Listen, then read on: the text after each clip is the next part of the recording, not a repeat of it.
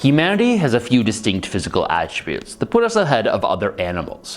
One of them is our unique ability to throw objects fast and accurately at great distance. Another is our ability to build tools and better technologies, which we've used to build tools to throw things even better. In many ways, human history is the evolution of this quest to throw objects faster, further, and with more frequency. Starting with the first tools like the sling or bow and arrow, I've previously explored and experimented with the slow evolution of technology and attempted to recreate each. In my next video, I explore the modern endpoint of this endeavor with the invention of the first gun. It's a bit controversial, however, and already my previous video on the first predecessor of the gun got flagged.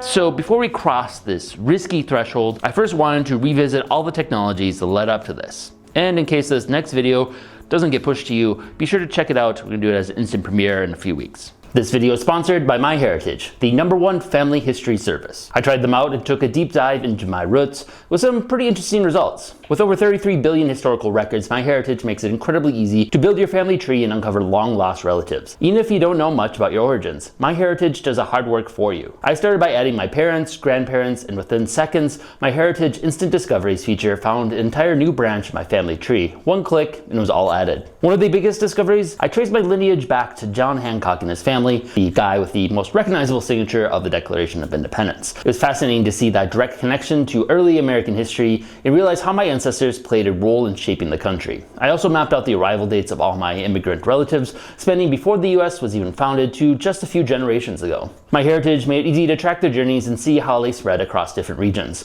Plus, I found an old photo of one of my early ancestors and used MyHeritage tools to restore and enhance it. The level of detail it brought back was impressive. It's like seeing history more clearly than ever before and helps you connect with the actual person who was behind that photo.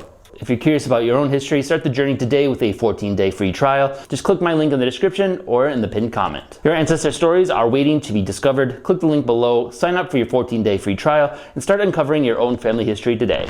Archery is one of the earliest and most long-lasting skills of humanity, which spread almost everywhere in the world that humanity went, and was the dominant ranged weapon of choice until the invention and adoption of gunpowder, dating back at least 10,000 years ago, if not longer.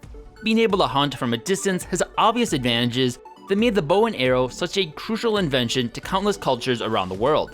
In today's episode, I'll be attempting to recreate this innovation myself, using my own tools and materials I sourced and grew myself. Let's make a bow and arrow.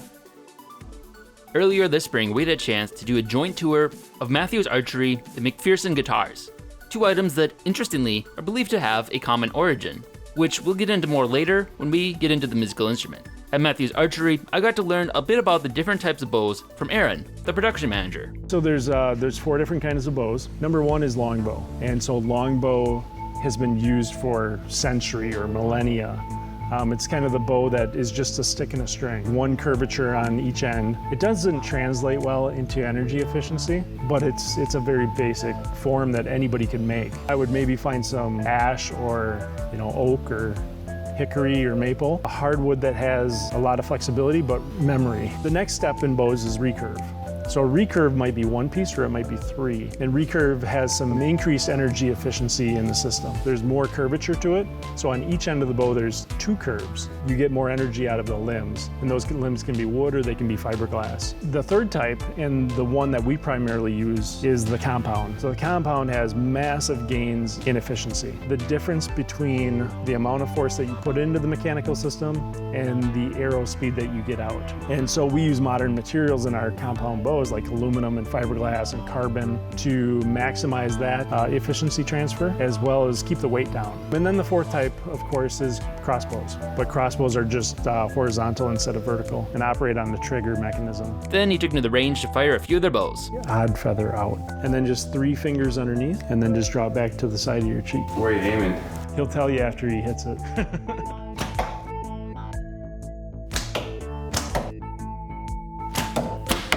Oh, yeah. We also got a really cool tour of the manufacturing process, but that isn't super useful for making my primitive bow. When you go to build your own bow, it might be tough to find a fiberglass tree. Yeah. But it was still really cool to see the modern state-of-the-art bow making method. It's not self-aware yet, but it's close. Check out a full version of that tour on our secondary channel. Now, to find a tree and make my bow. Regardless of what kind of bow you make, the core concept is the same of the limbs of the bow flexing to capture elastic energy, which is then released to propel the arrow. So I'll want a strong hardwood that can best capture that elastic energy. So I went out for the hunt of an ideal tree, using the native copper axe I previously produced.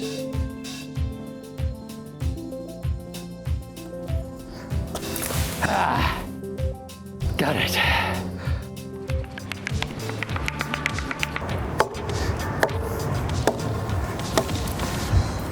Oh, shit.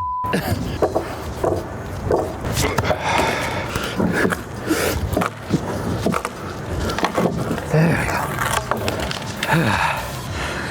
Got it. Whew. As a companion piece to go with the stave bow Andy's making, which is one full piece of wood carved out of a stave, I'm gonna make a bamboo bundle bow. This is made by putting different lengths of something thin and springy. It doesn't have to be bamboo, it can just be a very young sapling type tree, lashed together at different length increments so that your arms are thinner and the middle handle part is thicker and bends less. And this can be made pretty quickly. It just takes as long as it takes to cut down the material and tie it together.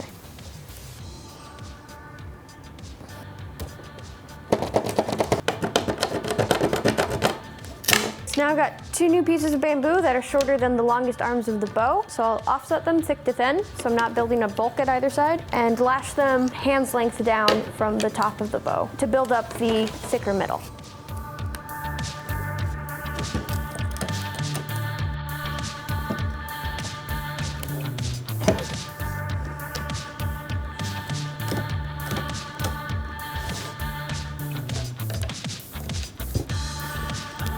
It bends pretty good. So now we have a pretty quick little bow, got pretty good bend. We'll string it up and see how it shoots. Got the completed bundle bow. I'm gonna test them by trying to shoot apple off of a branch.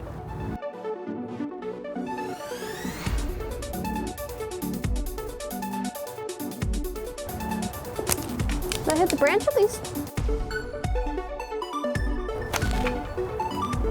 I think that was within 20 tries, right? We've wounded the apple. Now we can track it through the forest by its blood. Elm was actually not my first choice for the wood, as it's notorious for being difficult to split, but it ended up being the best option I could find. So now I'll have to struggle through to split the tree into the right size stave for my bow using a few native copper wedges and wood wedges I previously made.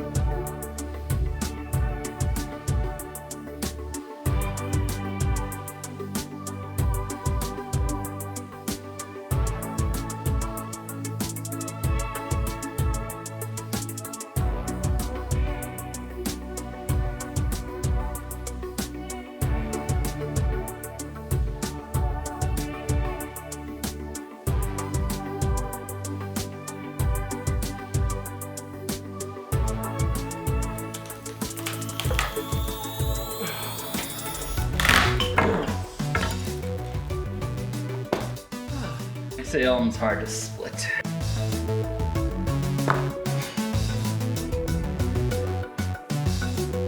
And now to do it yet again.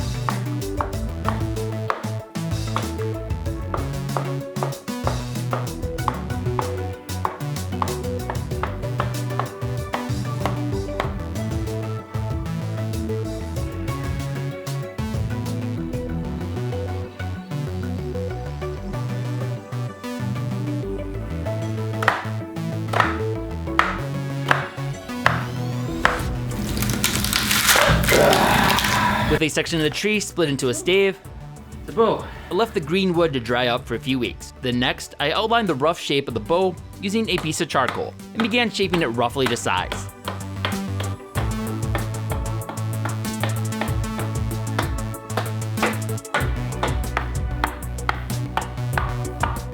I found the copper axe worked well to chop at the tree, but to smooth it out and more carefully shape it, I tried sharpening the side of one of the wedges in an attempt to make a crude draw knife.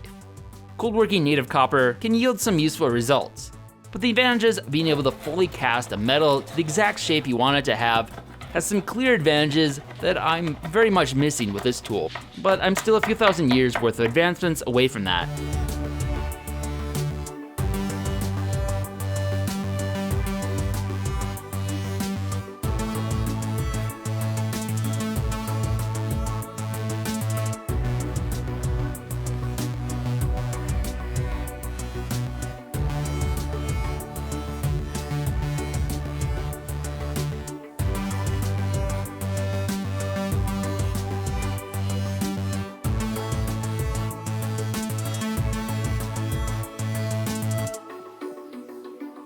Once the stave has started to take shape and the bow is starting to show some flexibility, it's time to add a string.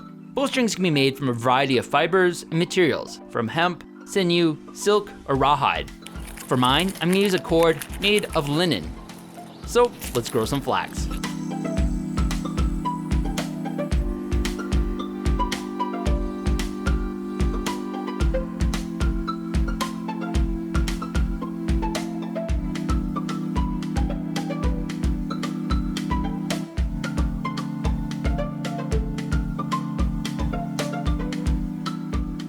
After harvesting and letting it dry, I enlisted Annalise, a resident textile expert, to help process the fiber while I was shaping the bow.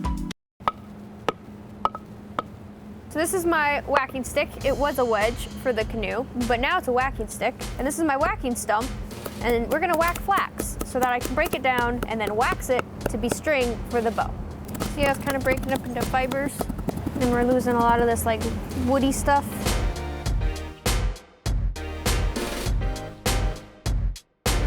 So now I've broken up and kind of heckled the flax to get the woody bits out. I'm going to wax it to kind of keep the fibers together as I spin it into a bowstring. And this helps the fibers hold together and gives it more strength. So once I've spun it, you can't really pull it apart.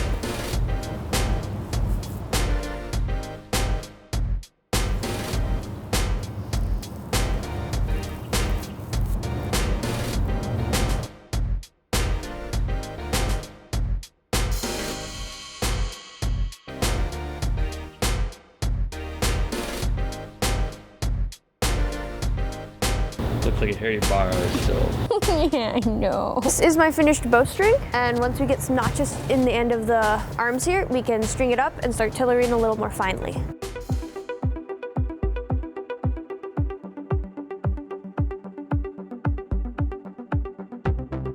Now with the bowstring comes one of the most important steps, tailoring. But first we'll need a tailoring stick.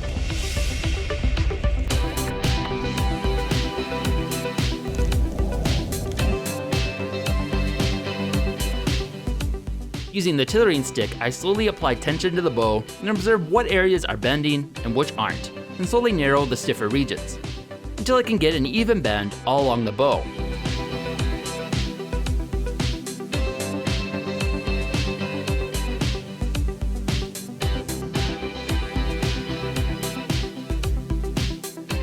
As this is my first bow, I had a fairly hard time seeing where it was and wasn't bending, but was offered the help of a member of my Discord channel, Deer Hunter, who helped guide me in my tailoring as I slowly tried to get closer and closer to a well-balanced bow.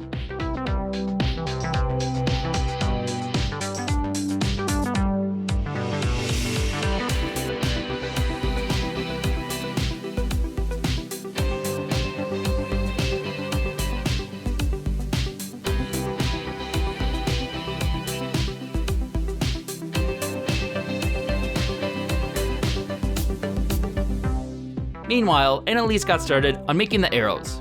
I'm looking for pretty straight young sapling trees that don't have a lot of branches, so they won't have a lot of knots, to turn into arrow shafts. This is a pretty good diameter. There's not a lot of branches. I'll use the flint saw to cut it down.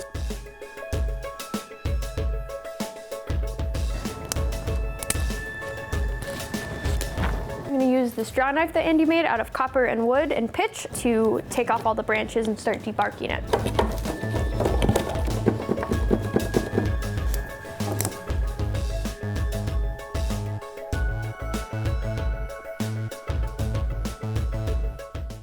channel, I should be using this draw knife to debark this branch. But I'm gonna cheat a little bit and use this ridge knife here to speed things up a little bit.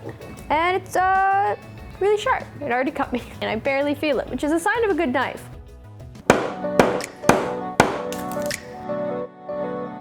So next I'm just gonna add the fletching. These are the feathers left over from the turkey from our Thanksgiving special. Just gonna cut them down the stem, then trim them, tie and glue them to the end to help the arrow fly straight.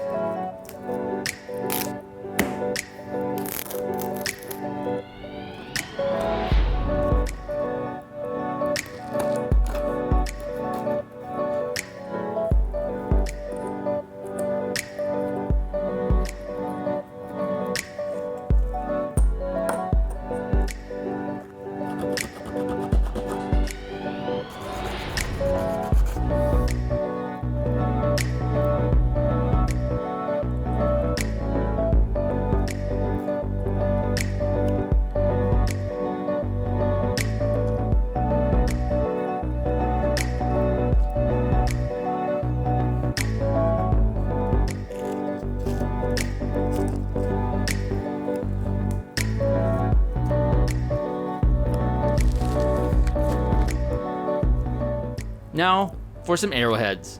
Some of the first were made from flint, which I discussed some when I most recently learned flint napping at Bunser Farm in England. How hard is it to nap a arrowhead? It takes longer to learn to do an arrowhead than it does a hand axe. But again, the Mesolithic periods, arrowheads from that period, they're not fancy at all, they're just a point. If it's a point, it's going to work. Barbed and tanged arrowheads are the hardest ones to make. They're from the Bronze Age, but that is just someone trying to say, look how skillful I am. So can you just use like a shard that's roughly the right shape? Yeah, so basically, as you're making an axe head, you're taking off sort of thin flakes and you just keep them to one side if they're perfect for arrows, and then when you need to make an arrow, then you've got one already made. Having done a fair amount of both flint and obsidian napping, I have a solid collection of shards to choose from, so selected some obsidian candidates. Then I also have another material that was used for arrowheads, native copper, and tried to cold work them into rough arrowhead shapes for another option.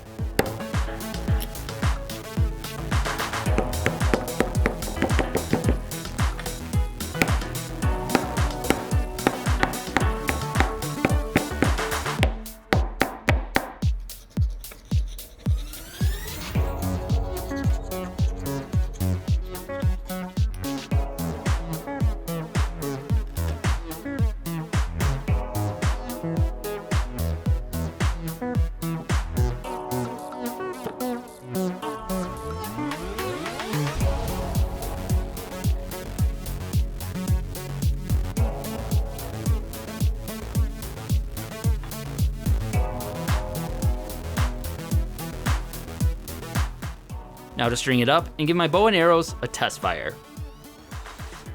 To put the bow to the test, we headed to Schaefer Performance Archery in Burnsville, Minnesota.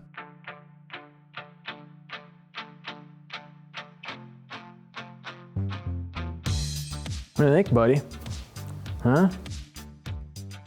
All right, so I have the completed bow here. Fortunately, during the tillering, a little bit of a crack started to form. Kind of what happens when you're an amateur and you're just learning it is you thin some areas too much and put too much stress. Challenge of the native copper tools that they aren't very effective, so I have to give it a lot of force, and I went a little too far. So I don't know how much poundage this will hold. So I'm gonna start low. Right now it's pretty low tension, maybe 30 pounds, and I'll go up from there and see what feels comfortable. Give it a shot and hopefully it doesn't blow up in my face.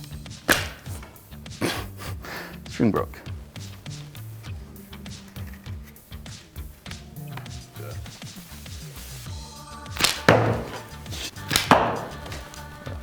And it broke it. One arrow down. I think it's the arrows. I wonder if we can try one of theirs. Arrows aren't perfect, and then the bow isn't perfect. Together it's pretty hard to shoot.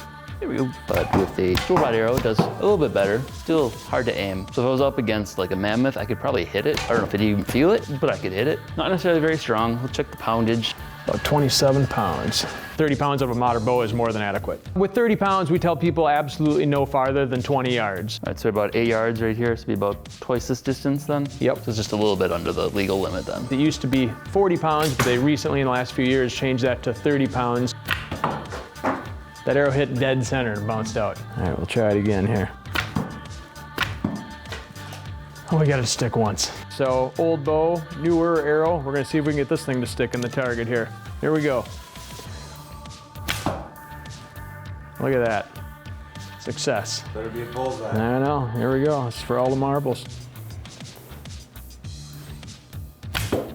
Relative success. All right, so the draw weight is a little bit on the light side. It hasn't exploded on me. I'm able to shoot it. It's a lot easier with a modern arrow. Over-tillered it a little bit, which caused the lighter draw weight. I think if I tighten the bowstring up just a little bit, we can get it just within the legal limit and potentially could use it to hunt. A decent range. Actually pretty good.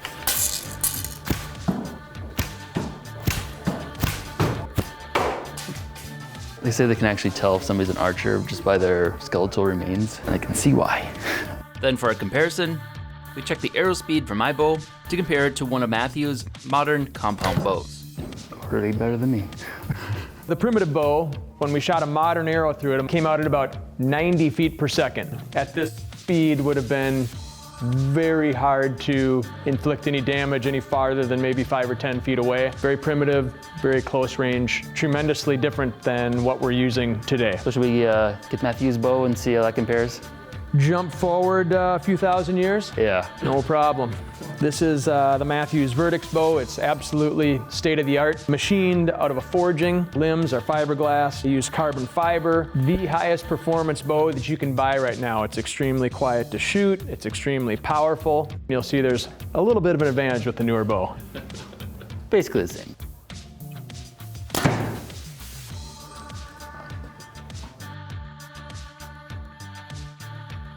It's over 300 feet per second, 3 times faster than mine. While my bow and arrow making could use a little improvement, I managed to make a successful weapon that I wouldn't want to get shot with. Adding up the cost, this bow took a little over 43 hours to finally complete, equaling almost $350 if I was paid minimum wage. Be sure to subscribe and hit the notification bell so you don't miss out on our upcoming projects. Up next, we'll finally start getting into smelting and casting a few different metals, as well as trying out some other forms of projectile weapons that predate the bow. Sit. Good boy, just stay. Right there, you look good.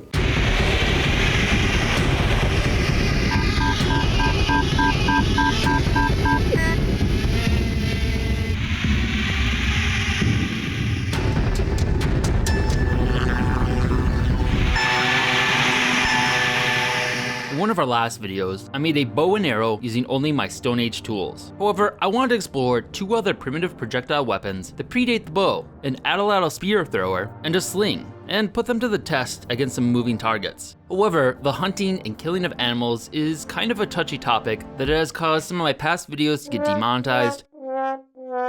So as a stand-in, we'll be taking aim at a more modern day prey, drones. So let's build some weapons. Invented at least 17,000 years ago, the Atlatl works as a lever that adds extra power and range to a spear or dart, reaching speeds up to 100 miles per hour and a max range up to 120 to 150 yards, making it comparable to the power and force of contemporary bow and arrows. Spear throwers have been used by many cultures around the world, coming in many different varieties, but all functioning on the same concept. In Europe, it fell out of disuse after the invention of the bow and arrow. However, many parts of the world continue to use it in addition to the bow and arrow, most notably by the Aztecs, from whom the word atlatl originates. I reached out to my Discord channel for some help, and one user, Adrian, dropped off some atlatl and darts they had made to practice with before I make my own, and also explained the basics to me on making one. So I got a few suggestions from Adrian on how exactly to best make an atlatl. First one was to not actually start with the atlatl, but make the dart first.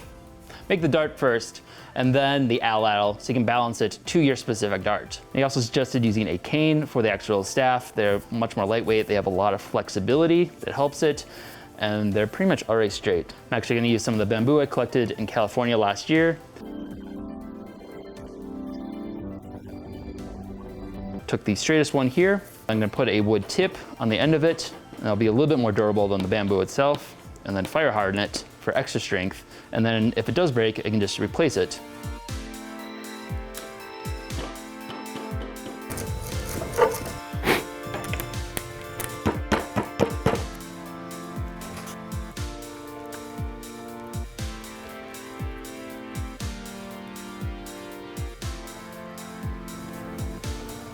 And contrary to what you would expect, you actually want the fat end to go first, because you want the weight in the front. And then on the back, Put some fletching with some turkey feathers, and that's mostly just to kind of slow down the back end so it doesn't tumble forward or anything. Helps it fly straight.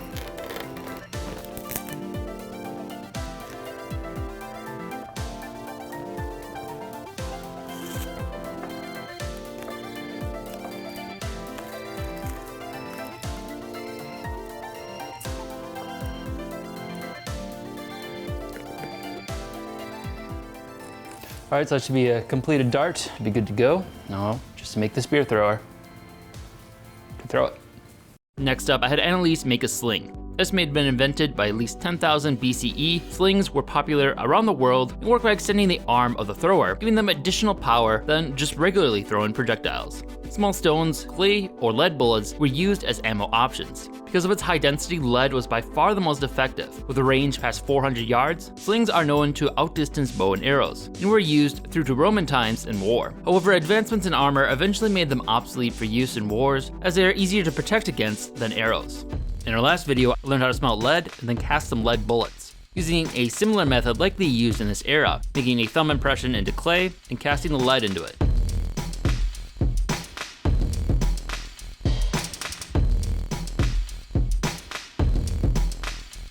However, where we got the lead in the Galena, Illinois area last time, we also had a chance to learn more about a more modern method that was used to make lead projectiles. In order to get it from this state to here, you had to sell it if you didn't have some sort of shot tower in the area. And one of the last remaining shot towers in the USA, there in Dubuque, Iowa. This is the historic shot tower. It was built in 1856 by George Rogers. One of the few remaining shot towers left in the world. There's only one of a very few west of the Mississippi River. This one's 120 feet, and that's without the room that used to be framed on the very top. The reason for the shot tower back in the day was they would take that lead and they would mix it with arsenic. They either melted it down in a building adjacent to the structure, and then even a furnace that was at the top. And after a certain distance of falling through the air and cooling, that lead would turn into a sphere and would eventually fall down into the well system that's located at the bottom of the shot tower. They would scoop up all the shot and they would run it through a tumbler that would polish it. Different size shot would be filtered through and then bagged according to the caliber, how thick it was. You know what size shot they would make? More like a bird shot. And before they built shot towers and use this method. So they would cast a lot, make molds, and then they would inject it. They would open them up and then they'd have the tails that they'd clip off. This would they'd be able to manufacture faster because of just the large scale production. Most of the shot towers you find out in order to make a good piece of shot would have to be at least 120 to 150 feet. The larger the shot tower, the larger the caliber of the shot you can make.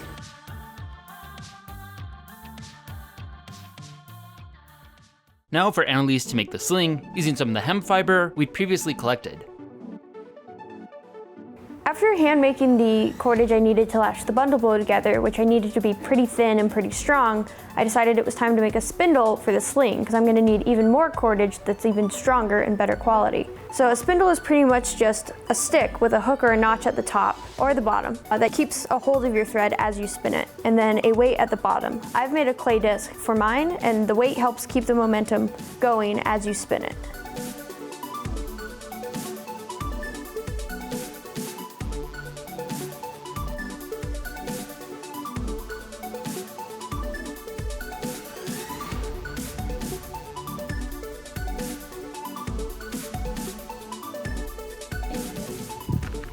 Debbie approves of your string. Yeah? Dad approved! No, she's going to eat it.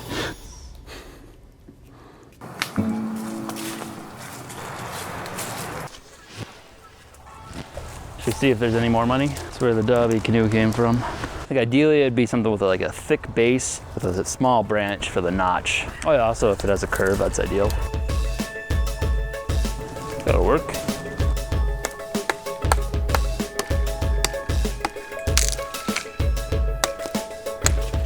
Cut it extra long, so I'll probably cut it right there. Give myself plenty to work with. Tree seems to be pretty dead. So this is the little notch I'm looking for. Cut it long so I can cut it down. Or just stab it. So basically do like this. Put the dart in, hold it in, and fling. All right, I think that should work. So I've spun some pretty good lengths of hemp twine. I just measured this one and it's 24 feet, which is exactly what I want. Now what I'll do is I'll find the middle of all of these, cut them in half, and that'll give me 6 pieces of twine that are 12 feet long, and I'll braid those together to make my sling. I mean, twine good enough that's a bitch to cut. There we go. Like I made it 2 straw. Alright, I found the middle of all of them. At midpoint, start double braiding. That's probably good. So I've got this braid in the middle of my cord, which seems counterintuitive to braiding. Normally you start at one end, braid down to the other end. But I did this because then I'll have like a nice loop at the end of my sling without any knots that I have to worry about coming loose. It was easier the first time. I feel like it's gonna fall over, dude. Nah, we'll be fine. So now, to attach this into one cord, I'll just mix up the pairs I have and then braid those down. That'll make the bulk of the length of my sling.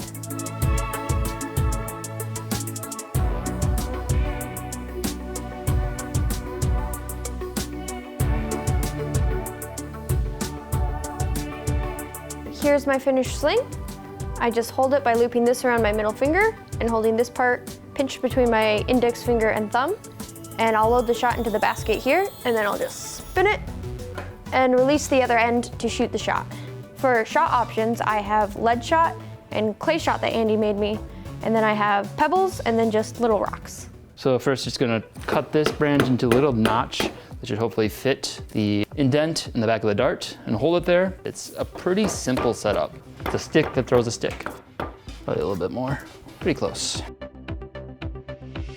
All right, so balancing it with the dart, so the balancing point is somewhere around here. So you can start trimming back, narrowing it in to just the necessary size. It's pretty well balanced right there. You remove equal on each end.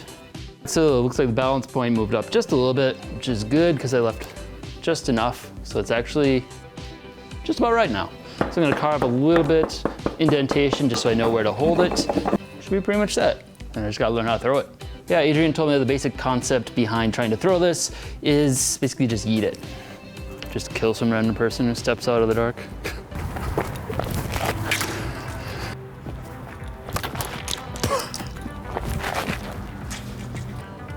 Ready? Well, there's a guy. Oh, I don't hit them.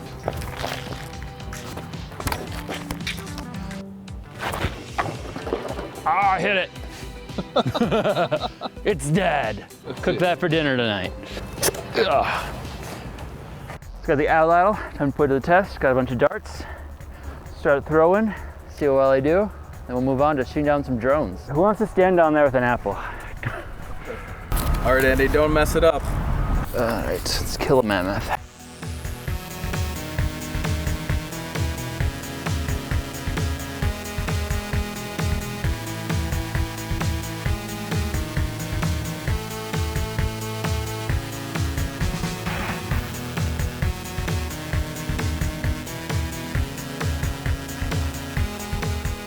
The hardest part is getting it notched. Oh! That was pretty good. That was nice. Hey! They have some penetrating power. Hard to get out. Let's put the target down there underneath the arrow. Looks like all of them are bullseye. I feel like your first one every time goes over the pair.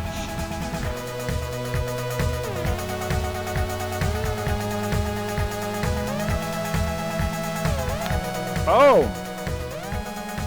You could kill a mammoth with that thing. That's pretty good.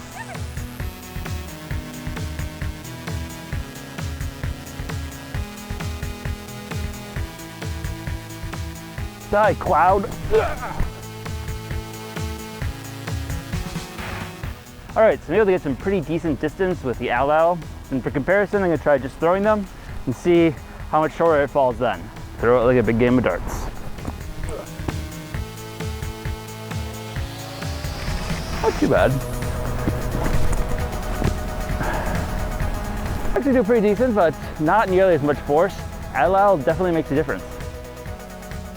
Next, with the sling, we learned it had a much higher learning curve and it was pretty difficult to figure out.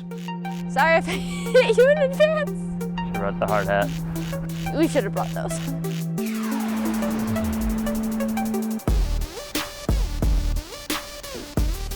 We'll hit the ground real hard.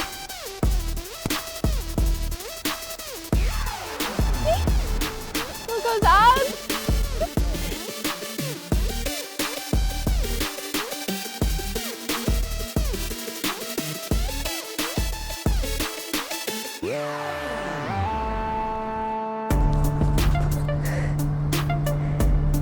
That's close.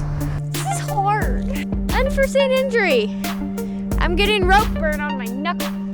Oh, that one. Where'd it go? Right direction, kind of. Me. I think it's hard to hit anything like good. It certainly improves your ability to fling rocks.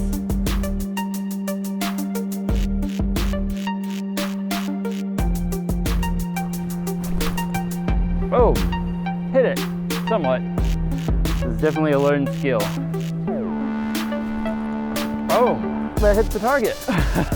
Definitely feel it. Your shoulder? Yeah. I hit the target. After that, we took some high-speed footage to measure the speed of the different weapons. I was able to get between 66 and 70 miles per hour with my Atlatl. For comparison, my bow and arrow only shot at 60 miles per hour. At its peak, an Atlatl can reach up to 100 miles per hour. Then with a sling, I was able to get rocks up to 45 miles per hour. Throwing by hand, I could only get them up to about 36. Then the lead bullets went considerably faster at 50 miles per hour. However, a skilled slinger can supposedly get them up to 100 miles per hour. So there's some obvious room for improvement. Now to test out our primitive weapons in our post-apocalyptic drone swarm scenario.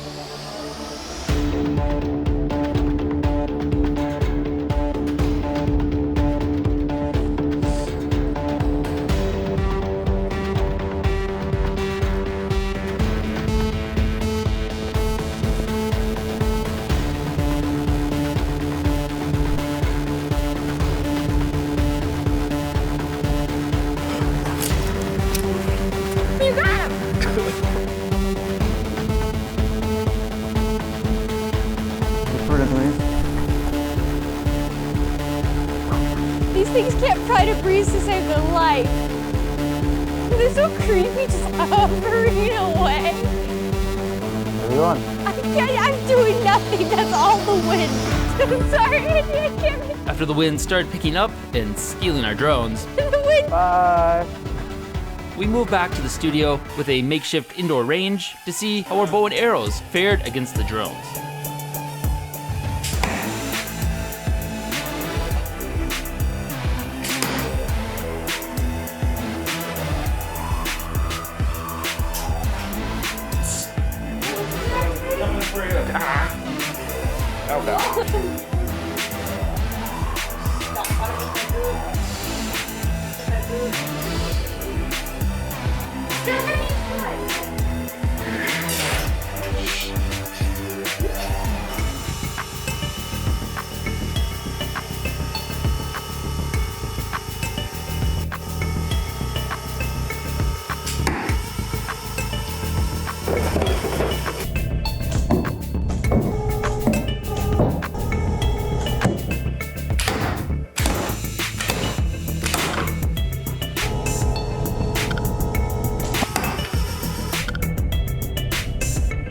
Drunk.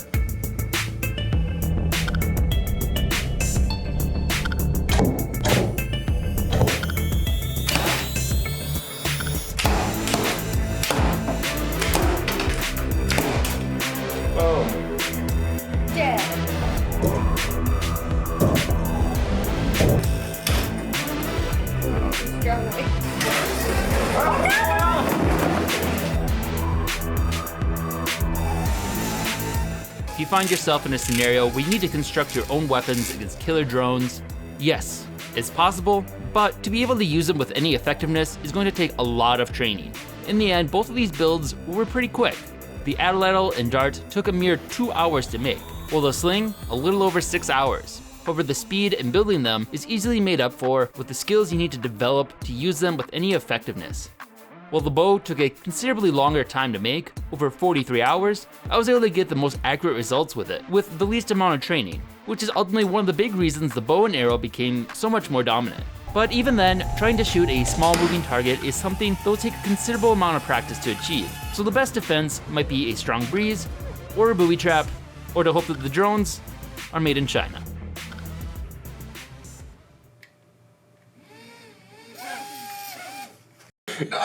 That was not on purpose. So far, I've made a decent collection of Bronze Age weaponry. but they wouldn't be complete without also exploring some of the defenses employed for protection against them. So enlisting some extra help in this video, we'll be attempting to produce a form of ancient body armor supposedly used by conquerors like Alexander the Great by harnessing the power of a small flowering plant, the flax plant. Since we started the reset, there have been two major technologies that have been needed to be unlocked in our tech tree that we've been putting off: textiles and leather. Two topics I've now covered multiple times in past videos and want to explore again with the new restrictions of the reset rules. My past efforts have revealed that this textile industry is easily one of the most labor-intensive processes, and that was using modern tools. So now, pushing the challenge even further and needing to make the tools ourselves, the initial goal is going to be unlocking these technologies by producing a functional quantity of the items, allowing us to supplement our supply with larger quantities for larger goals, allowing us to move forward without getting stuck in an endless grind. You realize this is only half the process. Half of the weaving process, or No, half of the warping process. Well, first up, let's get some leather tanning. I've previously covered a few different methods in the past: bark tanning with deer hide and brain tanning pig hide, using eggs instead of a brain. This time I wanted to try a different method, but with the most common type of leather, cow. All right, so for a source of leather, went to a local butcher shop to try and get some of their leftover leather from one of their cows they killed, so we don't have to kill our own. Didn't really specify what we wanted. Like, this is literally their face peeled off. I think they're inside out. Yeah, it's pretty disgusting. We have it now, so I guess we gotta use it. So I'm gonna try and tan these using a method called alum tanning, which uses a compound called alum. This is a method similar to what was used by Romans pretty often, and should hopefully give us a kind of a whiter tanned leather. Some kind of elector stuff here. The alum mineral is mixed with salt, olive oil, egg yolks, and flour to make a nice gooey paste that you can almost bake into a cake. Then they are left to tan for several weeks. Now for the extra challenging process of making textiles. First, I need to grow the flax.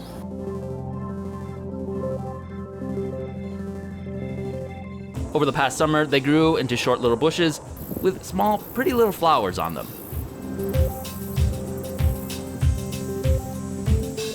As they progressed, they turned into pods containing the flax seeds, something we've already been able to put to use in a few projects before. But for textiles, it's the stalks I'm after.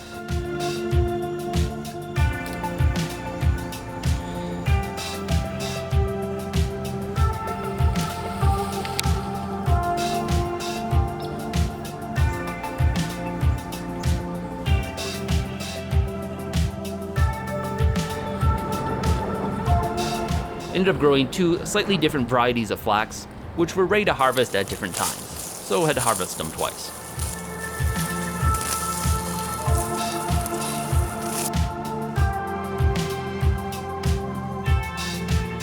Once harvested, the next process is called retting, where you let them start to decompose, which helps separate the inner core from the outer core we're after. While they sit and ret, let's prepare some tools for the next process. For the last project involving cloth making, I was able to get some extra assistance with Annalise to help construct a loom. But at the beginning of the year, she moved on to pursue a job more aligned with her personal goals. And we've been in the process of looking for a potential replacement since. But in the middle of that process, the global pandemic of COVID-19 struck, and we decided to split up these tasks between the couple of potential candidates and see how well they handled the difficult challenges of this job. I have a tattoo of a corn dog, so I'm real. Hi, my name is Lauren. I'm here with this flax and how to make everything to teach you how to heckle. So this is a heckle. It looks like a medieval toothbrush, but it's not. We're gonna be making one from scratch, casting bronze out of beeswax, and eventually when we make something similar, we're gonna be taking the flax and raking it through the spikes to make a soft material that we can make clothing out of. So hopefully it works, and we'll be able to make like a shirt, pants, shorts, whatever we feel like. Nervous. Oh my gosh. Just broke right away. I hate myself. Oh my god. Maybe it'll work still. Well, I may as well use that. Oh my gosh, this is so nerve-wracking. It's gonna work. This looks like a cheap advertisement for Monster. My stick broke. Oh. Perfect heckle. Just don't look at it.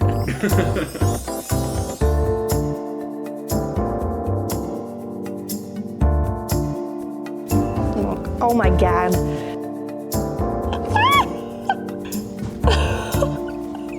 It's on fire! Should we put out the fire? Big reveal. Oh, kind of! It's so cool. It's pretty good. Oh my god, I love so cool. It's like a radiator. Why do I want to touch it so bad? Meanwhile, for the upcoming weaving portions, Kate started to construct the new loom, a warp-weighted loom.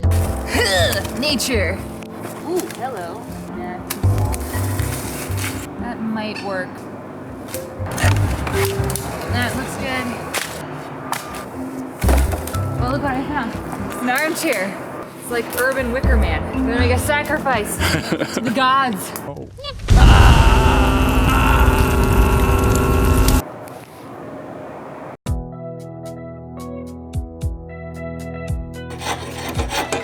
One of the oldest and earliest looms, dating back well into the Neolithic era, its construction is pretty straightforward. Warp loom.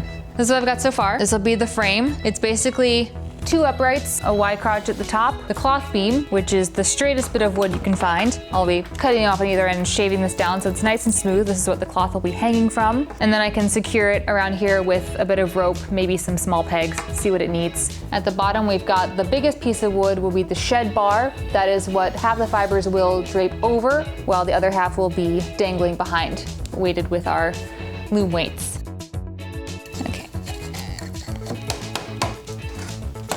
Please don't fall apart, please don't fall apart, please don't fall apart. 5,000 years ago, they would have no way of knowing if this was level, so. That? Hello? Look at that! Boom, shakalaka. With just enough lead time, we were able to get both of them prepared and set up just in time as our state went into full lockdown and shelter in place, and they were able to continue forward from home. This is Winky. Winky. She's gonna help me. All right, let's go. Okay. Okay, so first I guess we have to take this and break it up.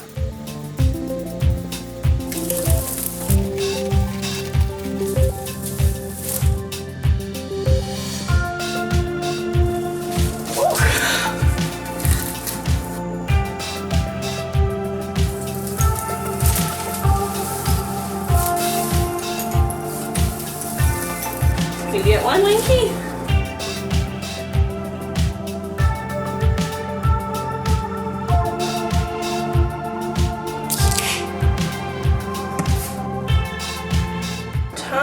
To heckle. So I tied the heckle to this log. So this process gets rid of all the short stuff and hopefully we'll just leave behind the longer fibers.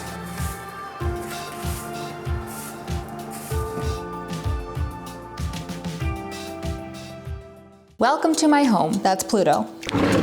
Security. Now just to get the shape, I'm gonna add my cloth beam. Good job. One more to secure. Get my heddle sticks and bash them into place. Taking the heckled flax from Lauren, Kate could then spin it into a thread with a drop spindle and start weaving. So now we're at the point where we gotta string this thing up. Hope the cat doesn't attack this. String 1. That's 5. There we go. Hey.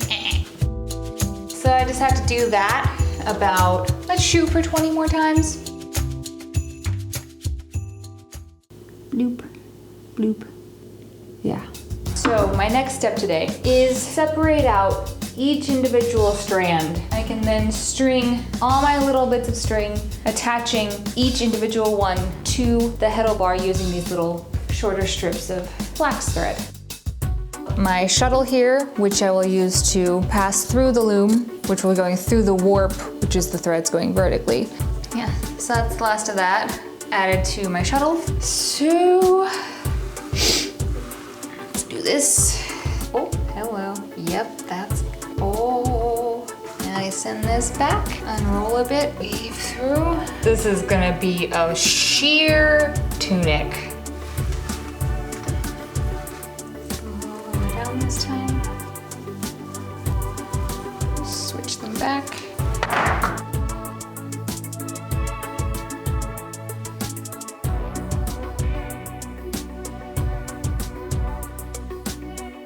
This is about an hour's worth of weaving. It is a much tighter weave than I was getting initially. I'm pretty proud of what I've made. Her name is Kindling. I did get a panel the width I wanted, but not the quality I wanted. I put a much narrower panel of fabric. This, shockingly, is roughly half the same amount of warp, just scrunched very closely together. And I think it's working a lot better. What I really want out of this is to make something comparable to what this material, this style of loom could make in the part of the Bronze Age that we're in. So yeah, I'm just gonna spend the day power weaving, possibly a belt or a headband out of this guy. One is, you know, a rustic table setting. And then I've got this little guy, which there's not much of it, but I'm very proud of it. This is a monumental thing for humans to have figured out. Thanks to Kate and Lauren, we were able to finally unlock textiles. From the beginning, clothing has been about protection from the sun or the cold, or from general abuse from the environment. The Linothorax pushes the limits of that protective ability by utilizing multiple layers of linen glued together with animal fat to provide armor to the wearer against the toughest weapons the Bronze and Iron Age could throw at it. Evidence of its existence is actually pretty scant though, as it's nearly entirely biodegradable, leaving some to question if it was actually even made from linen itself. Its earliest mention is in the Iliad, suggesting it may have been used as early as the Trojan War, but most likely became popular in the Mediterranean world in the 7th and 6th century BCE. It's believed its lighter and more flexible material made it more popular than existing metal armor, especially in hot, arid climates, while providing comparable protection. In our last video, I got to meet Matt, an armor maker, that showed me some of the armor that would have possibly been worn in the Trojan War, and followed up with him to ask if he knew anything about the Linothorax. I'm Matt Poitras. I run a business called MP Filmcraft, which is a production company / props and costume company. I have experience in making a lot of different armors throughout the ages and cultures, and anything kind of varying from like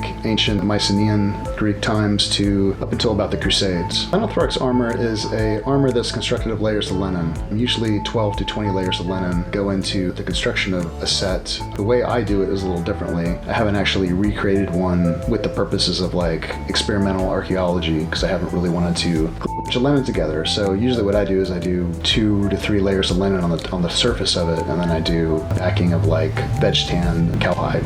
This is an example of one right here that's made out of just a couple layers of linen actually, and then the rest of it's leather, and then the belly is made out of steel scales. The hoplites are really known for wearing them. Originally it was mentioned in the Iliad and Odyssey by Homer as Ajax the Lesser was wearing it, not to be confused with regular Ajax, the dishwashing detergent. Probably in the last few years I've made 30 to 40 for various purposes. I sold many. I've done a couple custom orders for clients. I did a film called Blood of the King, kind of a response to seeing 300 and wanting to see something more historically costumes. In Hollywood it hasn't been used a whole lot, although the movie Alexander by Oliver Stone used a Linothorax a lot. Alexander was wearing it for the majority of the time. Thank you very much for watching. Goodbye. Now, back out of lockdown, start building our own Linothorax. Unfortunately, with everything else going in the world, things didn't end up working out with Kate, so we move forward with Lauren. I wrote it out with the charcoal, made a little pattern, and I'm going to cut out 15 of these because in order to be safe, you need to be layered. Nope. Okay. Find something else. So we gotta get something bigger. I think I'll start at a straighter line, make it easier for myself. Just kind of saw back and forth, cut this pattern out.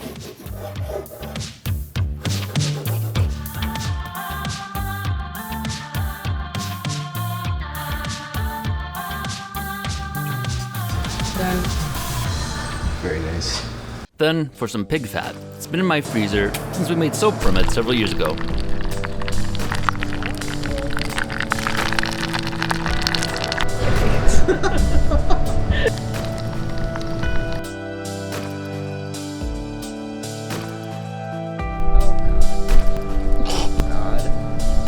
It's really hot.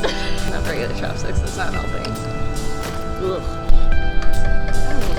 You said you were hungry. Ooh, nice swirl. All right, the next step in making the Linothorax is, what was that right? Is it lino? Lino. Lino, okay. The next step in making the Linothorax is taking the pig fat that we've boiled and rendered into a nice layer and sticking them all together to make them stick. Awful. Oh yeah, that's nice.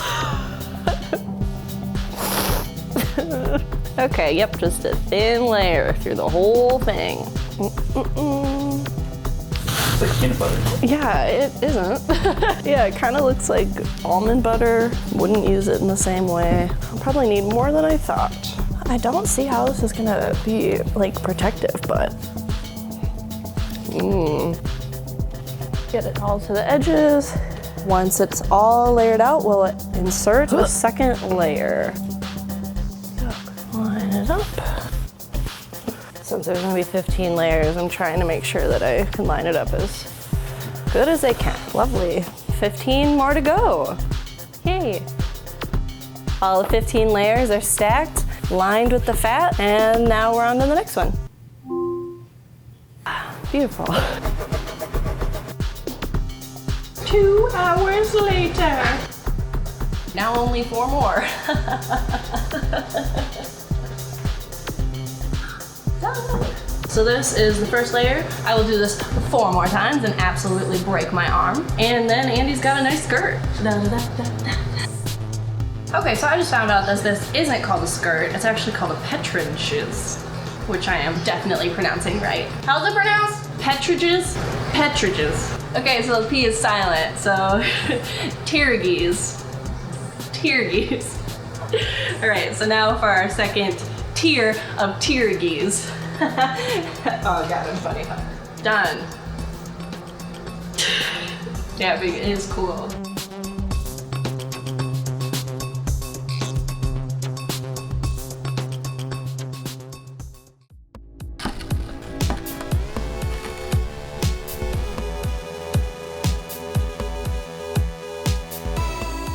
Now for the shoulder straps, and we're gonna do the exact same thing. Take each layer, put a thin layer of lard in between them to secure them all together. Let's go. So I just got everything wrapped up. We're gonna let it dry out and see if it hardens and is a protective barrier, and I'm gonna get all the fat out of my nails. With the cloth pieces all set, now it's time to start putting it together. But first, let's check out those morbid cow heads and see if they actually got preserved. It's been several months now, left these to tan, and surprisingly have not rotten, so that means they've been preserved. They've gotten rock hard though, not gotten any easier to use. I did take one of these, cut it open, and then I've been working it with a bit of oil to soften it up. It's still pretty stiff, which actually works pretty good for the purpose of armor that we're going for. Managed to get at least a small piece of functional leather from each of these heads. It is leather, not a huge quantity, probably 5 or 6 of these out of it, so probably enough to make like another really weird football, less hairy this time. For now, I'm gonna consider this unlocking the technology of leather making. It's something we've done a few times with different animals and different methods, trying to find an actual source of cow, but we don't have to kill a whole cow. Surprisingly difficult. If anybody happens to have a source for that, let us know, so we can try this again a little bit better. Otherwise, I think we're gonna move on to supplementing it with some store-bought, so we can finish up the Linothorax.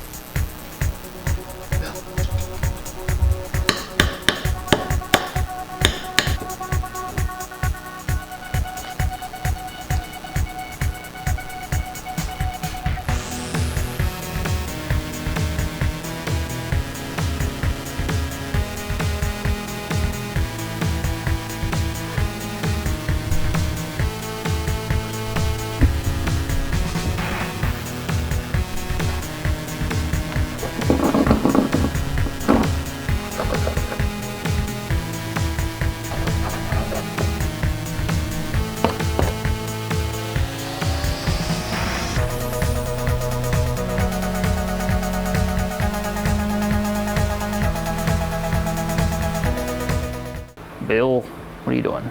So here it is, the completed and assembled armor. Thanks to the help of Kate and Lauren, I was able to unlock the technologies, textiles, and leather to make this, and then construct the Linothorax. Got 15 layers of linen mixed with pig fat that should hopefully give me protection against anything an opponent is gonna throw at me. It ended up being a huge pain to actually assemble everything, just because of it's doing what it's supposed to be doing. It's hard to get through, it's hard to cut, it's hard to stab, it's hard to drill, it's hard to do pretty much anything to it. It is very resistant, allows a lot of mobility, and I imagine it's a lot cooler when you're out in the sun than a tin can. Surprised how heavy it is, because it was chosen supposedly because it's a little bit lighter than actual metal armor. But this is probably pretty comparable to the armor that Matt had me try before. It might still be wet. I'm not sure what happens with the fat. It might dry out and cure a little bit better. We'll see what happens. It might start to rot. I'm not sure. It's very greasy. I'm very well moisturized, I can tell you that. A big debate about it is that linen wasn't cheap. Textiles have always been labor intensive, so there's a question of if this is worth all the cost of the linen that goes into it. But for how much this actually cost ourselves, if we hadn't done the whole unlocking and tried to actually make all the fabric we used, Kate and Lauren would have needed to repeat the entire process at least 50 more times to yield a high enough amount of fabric to make this Linothorax. Multiplying all the numbers to add up for that, it'd be 16 weeks of full-time work, and if paid at today's minimum wage, just producing the material for it alone would cost nearly $6,000. So this technology is actually somewhat similar to modern Kevlar in the terms of a tight-knit cloth in multiple layers that can provide protection that is lighter than a metal option. So we're gonna put this to the test and see how well it handles everything. We're gonna try throwing all the Bronze Age weapons we have at it, our swords, our spears, our atlatl, our bow and arrow, and then we're gonna try with some modern technology too and see if theoretically you could stop a bullet using this technology, even if it's just a little bit thicker. Alright, so that's gonna be our next video. Thank you to all of our supporters on Patreon. Thanks for watching. In our last video, we constructed a form of body armor supposedly worn by the armies of Alexander the Great. In contrast with other common metal armors of the era, this armor was constructed by layers of linen glued together by animal fat, providing a much lighter and less restrictive protection.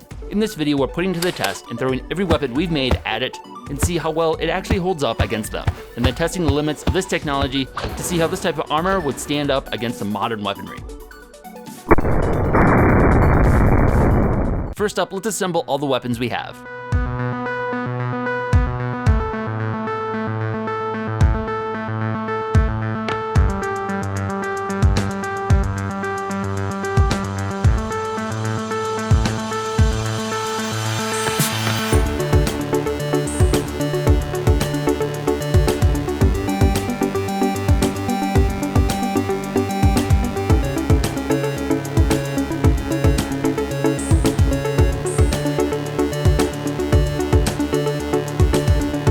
Then to test it, we have the Linothorax we made with 20 layers of linen. And then if we make it through that, Lauren put together an extra thick test square that's 100 layers thick.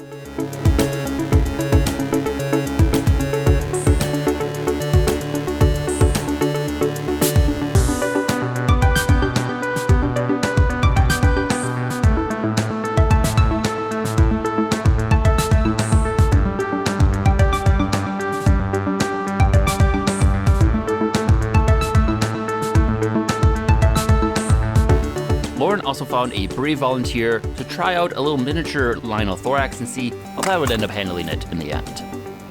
All right, let's suit up and start testing this thing out. Oh, thank you, kind sir.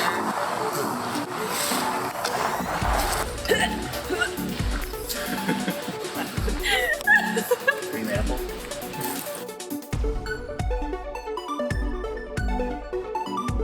All right, so we have the Lino. Is it lino? Yeah. I was wrong? No.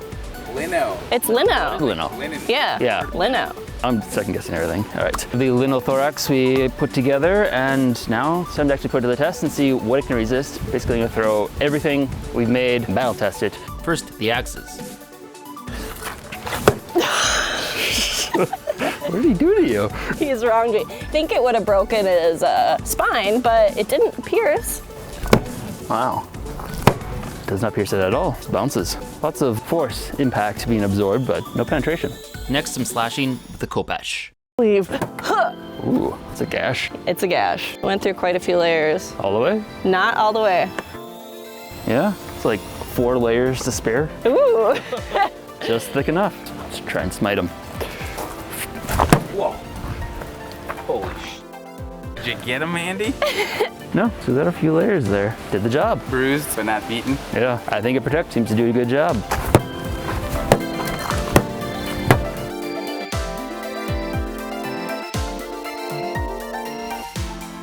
Definitely made some holes, but nothing went through.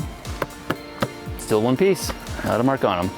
Then some more traditional Bronze Age swords that were primarily used for thrusting. Oh.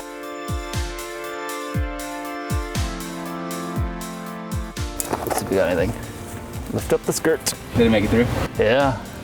Stabbed him twice. I think this is the first one. That definitely punctured. This one I think just bounced off. I believe they say it was mostly for protection against slashing and arrows. So actually standing up against a full thrust is a little bit beyond his expectations, and even metal doesn't hold up perfectly well against that. I think we're confirming a lot of beliefs about this.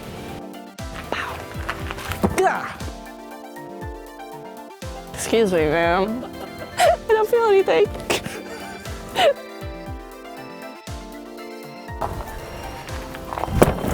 Ooh. I get it? Oh, it broke a hole, but it didn't go through the actual linen. Are you doing another one? Sure. Puncture wounds. Still didn't go through. It still didn't go through? No. That's crazy. I never punctured it, but it did put in enough pressure to like definitely crack some ribs. I think he felt that one. The hard surface of the mannequin potentially makes it easier to penetrate, so we also tried testing each over a soft archery target as well. Yeah. Nothing. I don't know. You wanna try it?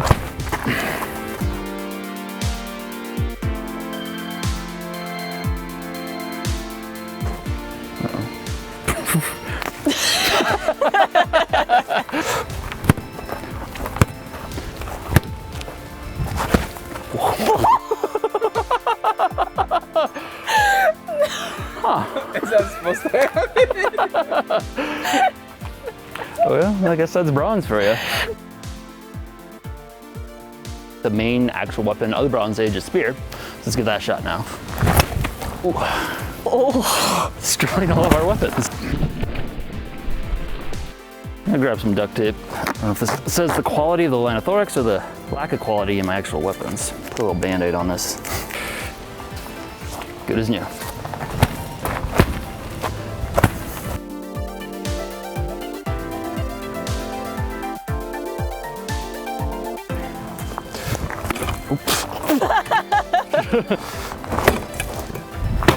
Oh yeah, that went through. Oh, that went deep. Yeah, spear does the job. Now some projectiles. First up, the Atlatl.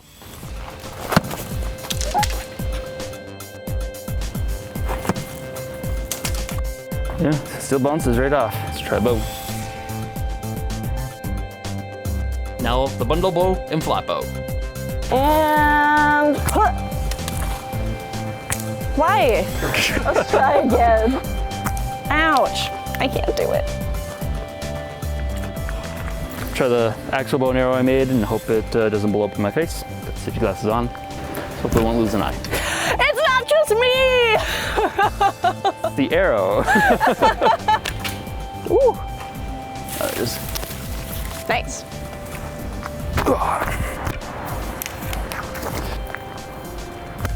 Nice.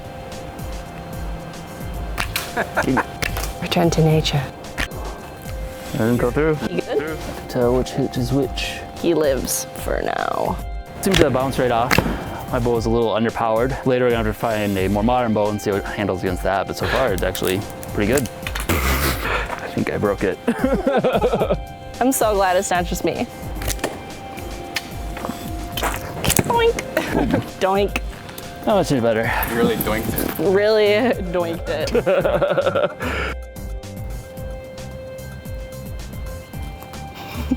Oh boy. Oh! Oh no. My tree! Let me get the hose. See, do that with your Crocs. Testing a variety of different weapons and actually stood pretty good. Did find out it is flammable. That is a way to take it out.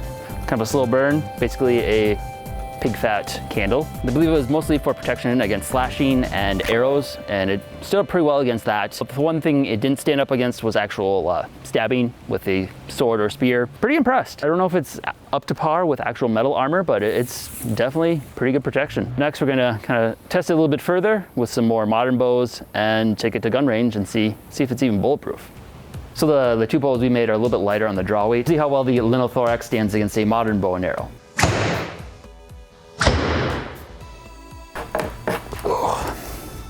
Clean all the way through into the chest. He's dead.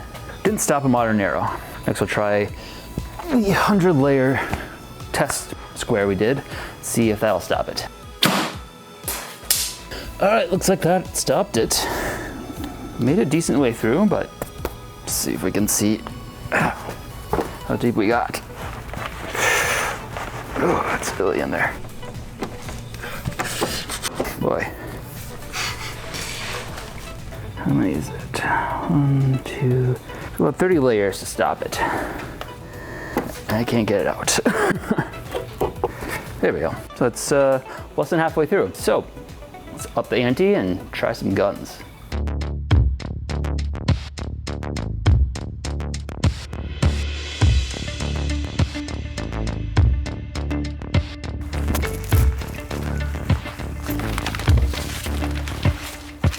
Shooting isn't complicated. It's a matter of lining up the sights and then having a solid grip and a smooth press of the trigger every time. Okay. Yay! Bullseye. You got a nice clean target. Bullseye, dead center. And if you shot a perfect 1-inch group right below that triangle, I'd be like 3 potato olays. You guys have the potential to become gunfighters right here. I'm not kidding. And my name is Michael Nielsen with warfathertraining.com, and I have a YouTube channel, Odin Warfather. So you guys reached out to me just because I'm a self-professed ballistics enthusiast and a professional firearms instructor. So we're gonna shoot a couple of different projectiles into it. First of all, we have a 22 long rifle, which is just a lead ball, 9mm full metal jacket, which is target ammo. Then finally we have federal HST, which is law enforcement or self-defense ammunition. It's designed to mushroom, so we'll see how they perform. All right, first we're gonna start with a 22 long rifle. We're at about a distance of 10 yards here. All right, let's go check it out. Look, the jugs. No jugs? The jugs didn't move. If we look at the back of the armor, hey, there it is. The projectile was stopped. So nice job, guys. Way to go. That's solid. That's totally impressive. Pig fat and linen. So next we have a CZ75 9mm shooting just the full metal jacket target ammunition. Well, that is what did it. This is the back. Here's the bump from the 22 projectile. So it just went right through. Yep. Nice. So finally, we're gonna use Glock 19 9mm. I'm interested to see if it'll open up and penetrate or cause any kind of back face kind of like deformation.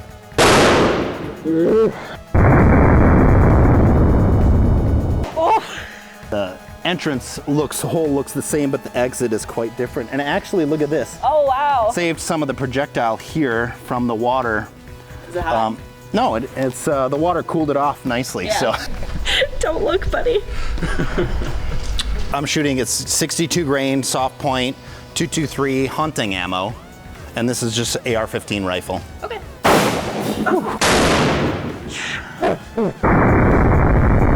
Yep, so it works. All right, let's go check out the target. It really kind of shredded. Actually, I think this was the entry. Yep, it is. And then it actually caused a lot lot of like hydraulic shock, kind of like it blew it backwards when it exited. Okay, well, hopefully our watermelon survives. We hardly knew ye, watermelon. Hopefully his linothorax protects him.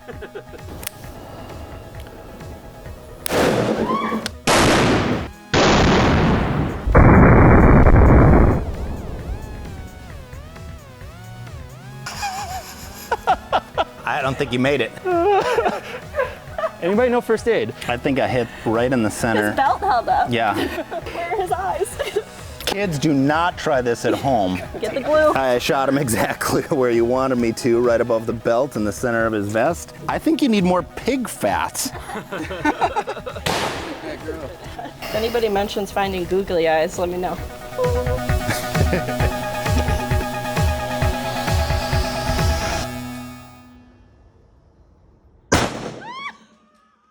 Check, check, check, check, check, check, check.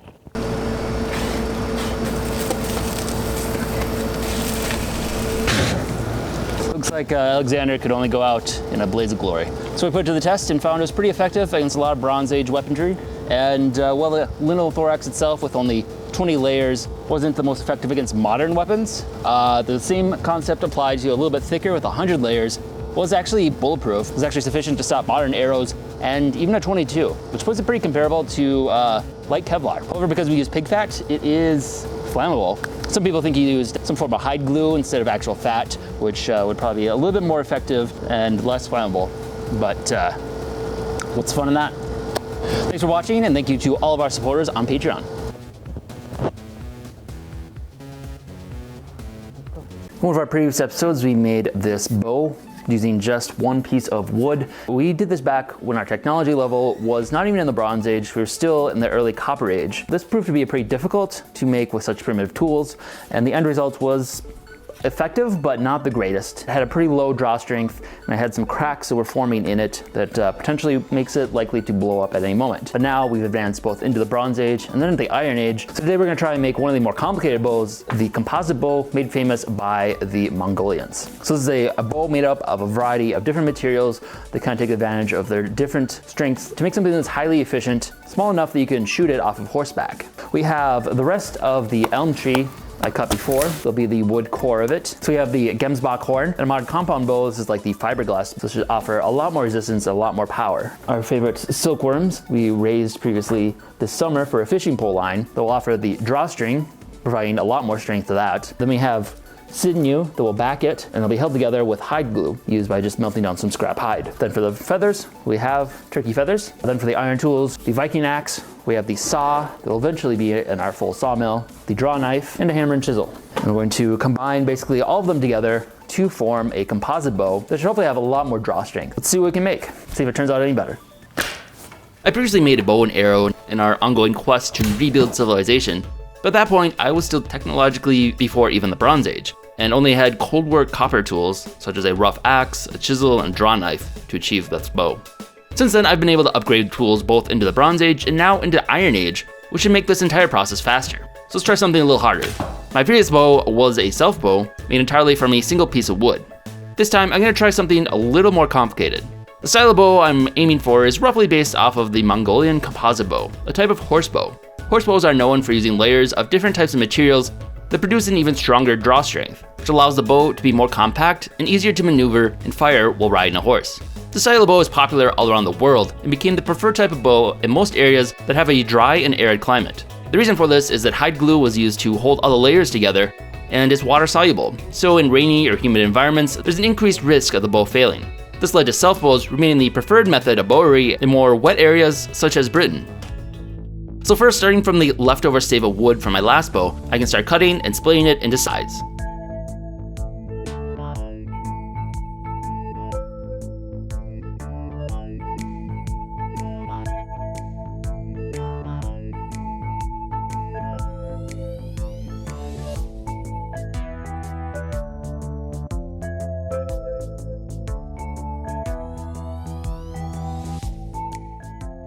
One advantage of making this a compound is that I can use different selections of the wood and combine them together, so I can cut shorter segments that have fewer weak points such as knots, and get the most ideal pieces. V-notches will help connect the joints, allowing more surface area for gluing.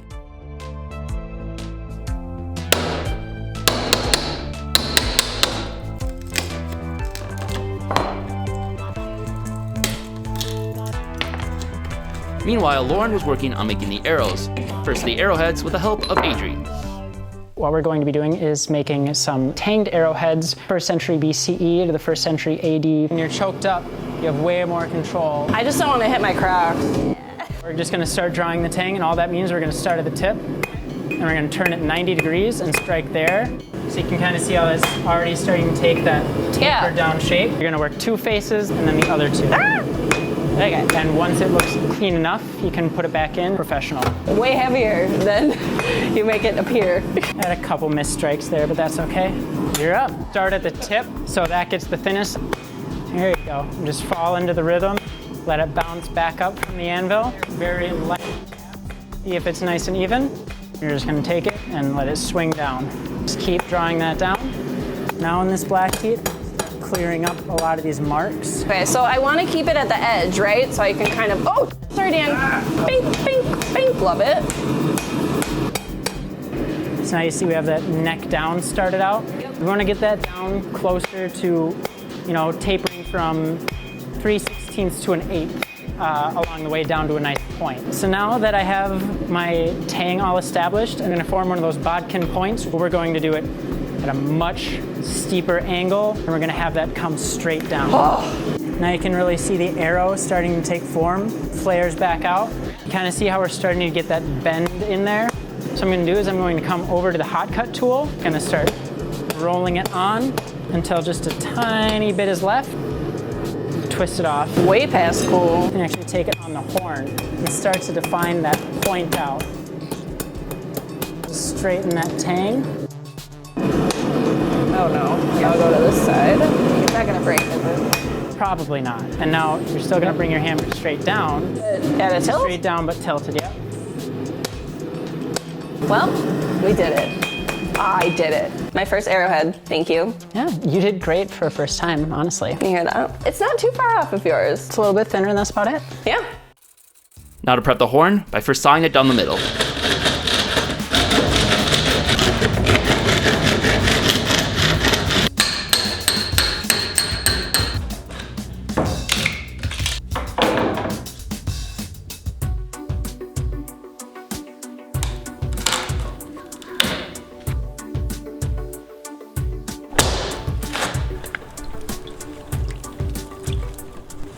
Then I soaked it in hot water and spread it all around the horn surface.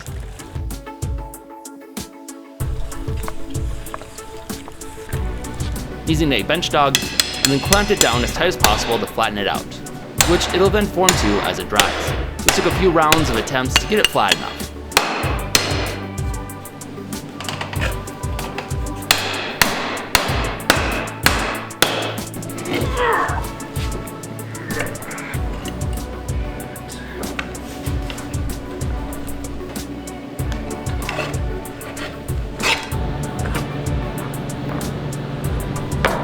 Once satisfied, I carved it down even flatter using the draw knife until they had a nice consistent bend to them. For the bowstring, we're going to use a material supposedly used by Mongolian archers, silk thread. This summer we raised a new batch of silkworms to use for our fishing pole line, so we can reuse some leftover cocoons for our bowstring. All right, so today we're gonna make the bowstring. We're gonna be using the cocoon from our silkworms. Rest in peace. But in order to get that off, we will boil them. It'll start to come away from the cocoon. By twirling it, it will stick on the stick and we'll pull it on these other sticks and make a longer piece that will eventually be spun together to make a stronger thread.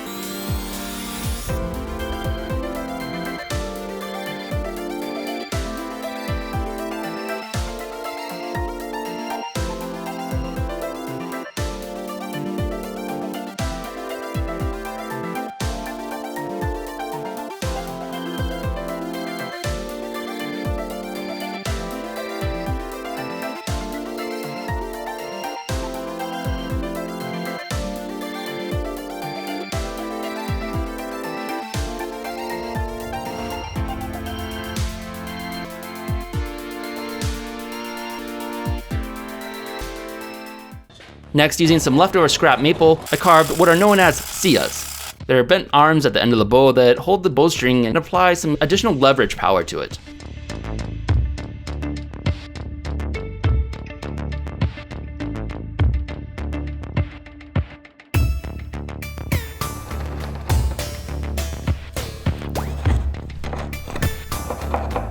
I carved and notched them together, then carved another piece of elm for the handle between the two arms.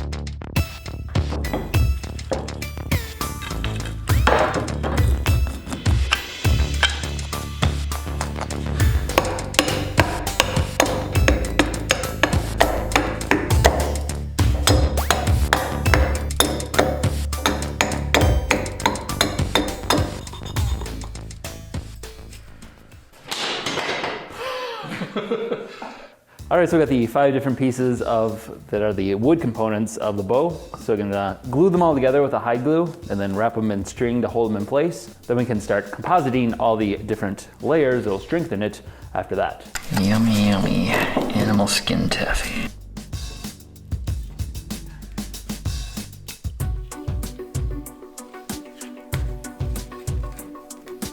This one side.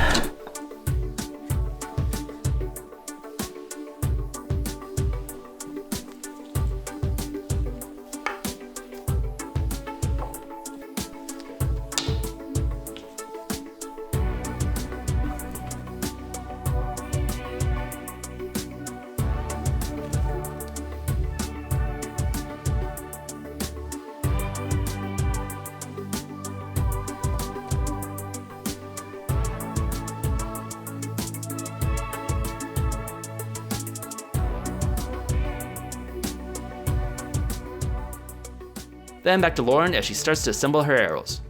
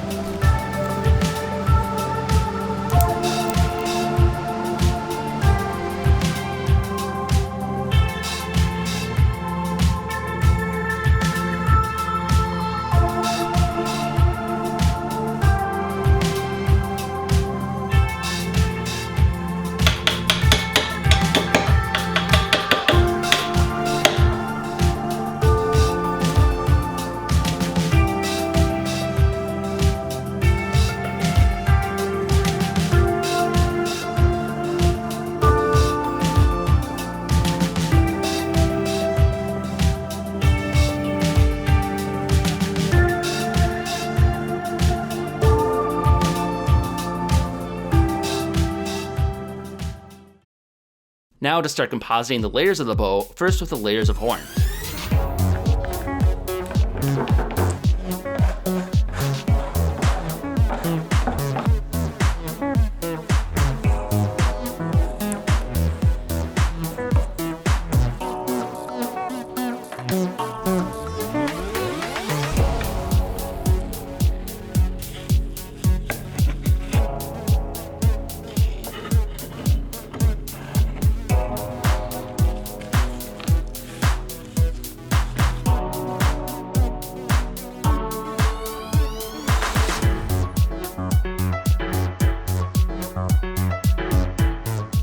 I had to add a few more layers of wood to the handle to help hold everything extra tight, then wrapped all the joints with string just to give it a little bit more strength.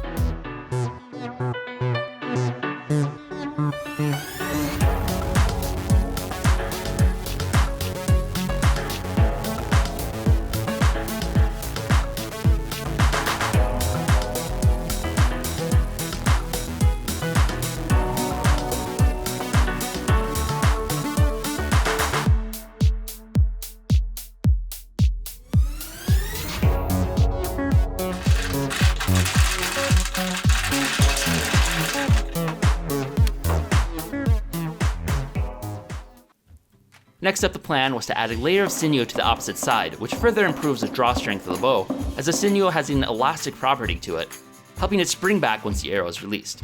However, due to some technical issues and running tight on time, I have to hold off on that step for now, and do the upgrade in a later episode. Alright, so after a lot of struggle, I have the now completed bow. Everything is wrapped up, glued, and dried, so hopefully everything will hold. Very paranoid about the snapping. A lot more parts to this that can all fall apart. Accidentally snapped off one of the Sias, So I had to shorten them a little bit to balance it out. So now is kind of the moment of truth to string it up and hope that it does not blow up on me. Very paranoid about that. So this might be how the video ends if it just blows up right now. Zip the bowstring, try this out. One of the techniques for doing this is to look down here. Ankle supports this limb. Hopefully can do this without dying. Don't break. It's cracking. Separating, not looking good. Could tiller it a little bit more, I think. It's gonna need some more work. Who is she? All right, so I went through and tillered the wood down a lot more, re-glued everything, wrapped everything in string to help reinforce the glue, and then glued that as well. So I'm feeling pretty confident about this. Hopefully we can string it up and actually fire it. Still not certain how effective this is. I'm going to stick with the store-bought drawstring for now. And we are strung. Hopefully it doesn't blow up. Got our arrows, got some store-bought ones. We'll try the store-bought ones first, see how they compare. And then as a backup, Lauren has her own bow. A little bend, it's a little strong in those parts. So that could be a point of failure, unfortunately. I think we are good enough to give it a shot. For the gram.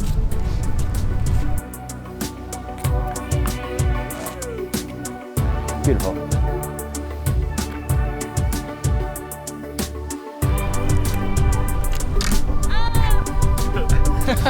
Gotcha.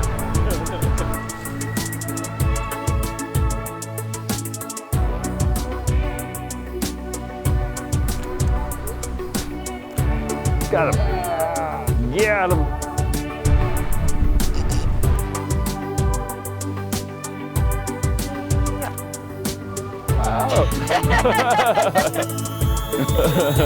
I blinded him. I have a few issues I can tell already. Some of the glue is lit up here, so the string is definitely helping hold it together, and got a bit of a twist to it, probably causing some issues with accuracy and things a little bit curved. If it fails, it's probably going to be right here. I've got one of the primitive arrows. See how they stack up? They're a little shorter. Whoa.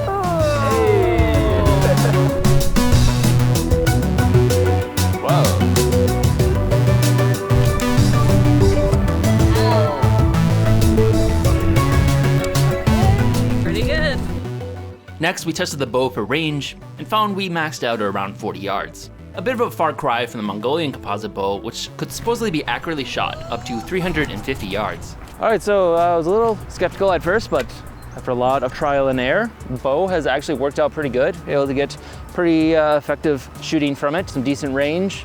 Not the most accurate. I think that's something that's going to take a lot of refining. There's a little things that make it a little imperfect. Got some twists here and there, a little too much bend in some of these spots that are a little weak. A little bit of improvement, add the sinew, and we'll have a really powerful bow.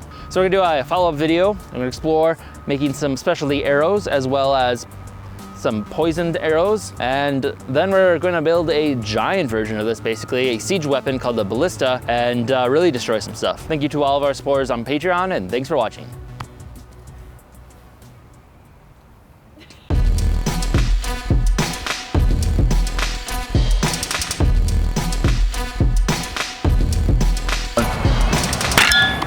In covering the major technologies of humanity as we work our way through history, at this point we've done a few different projectile weapons. From the atlatl, to the sling, to two varieties of bows. As we start to advance further into history, things start to get a little bit more complicated when we start to add technologies like a trigger into the weapon we're going to try and make today, the crossbow.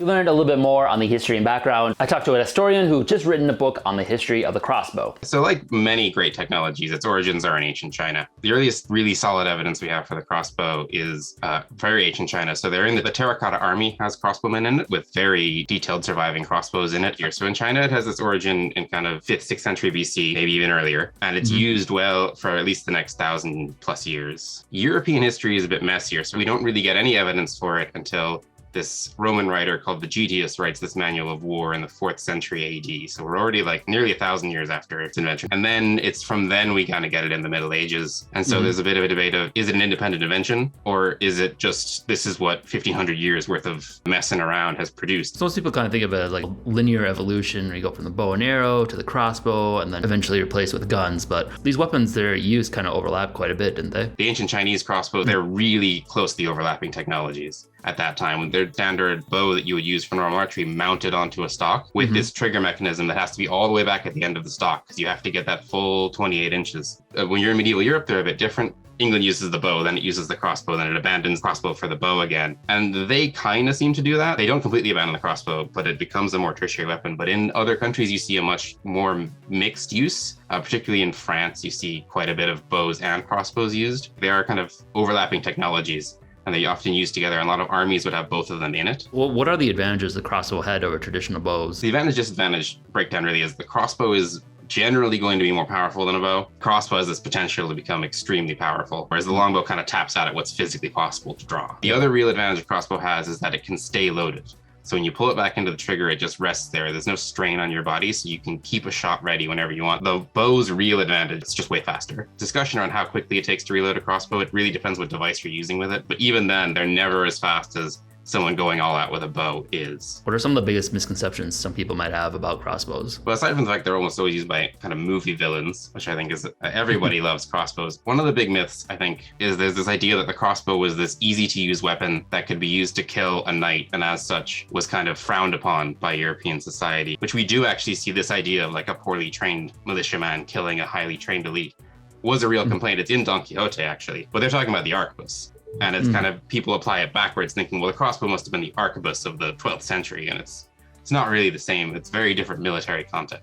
Next up is actually building the crossbow. Stuart walked me through some of the key components that I'll need to make for my crossbow. For the main bits, you need a bow, sometimes also called a lathe or a prod. You need your stock, which is the piece of wood you mounted it on. You need your trigger mechanism, which is generally based on what we call the lock. There's a peg trigger, which is a much simpler lock mechanism. Push the trigger up, it pushes the pin up and releases it. So they added stirrups. In Chinese, they often had, like, they're made of rope versus in the early European ones would be made of metal. So you put your foot into that, and that allows you to use your legs to span the crossbow as opposed to having to use your arms. So that's a real benefit. You're no longer damaging your bow, you're using your much more powerful leg muscles. Thank you again to Stuart for sharing his knowledge. I had to unfortunately cut down his interview quite a bit, but you can watch the full thing in the link in the description. Lots of really interesting information in there. Be sure to check out his book, The Medieval Crossbow, A Weapon Fit to Kill a King, when it comes out later this summer. Now to start forging the metal parts. And for that, we got a little help from AG, who at this point is basically a resident blacksmith, and they've actually been suggesting that I make a crossbow for quite a while now. So they're gonna be lending a pretty big hand in this, and while my workshop is still getting rebuilt, we're gonna be borrowing their space and a lot of their tools. So let's get started with the first part, and probably most important, the bow or prod. This is 5160 high carbon spring steel. We won't be trying to make our own carburized spring steel for reasons of safety. Just because pulling back 80 to 150 pounds here is what we're gonna estimate we're gonna get. We can't have that breaking, so we're going to be using 5160. It's a really reliable spring steel. It's a steel that I know really well, and we're going to taper our limbs down all the way. We're going to forge out the prod or the limb. This is going to be the most tedious process out of the entire project, because these two not only have to be perfect dimensionally to hit the weights that we want to hit, they also have to be perfectly symmetrical across. So even if we're out a little bit on one side, the other side has to match it perfectly, or else our crossbow won't draw. It's also the hardest steel to move. It's not going to move as fast into the hammer, so it's going to take us quite a while. So we should probably get this heated up and get at it.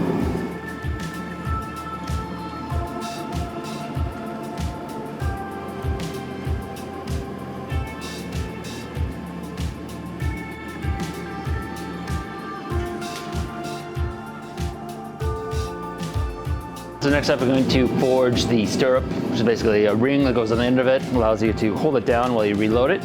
So we got a stock bar in the forge, going to flatten it out first and then wrap it around to make the loop shape.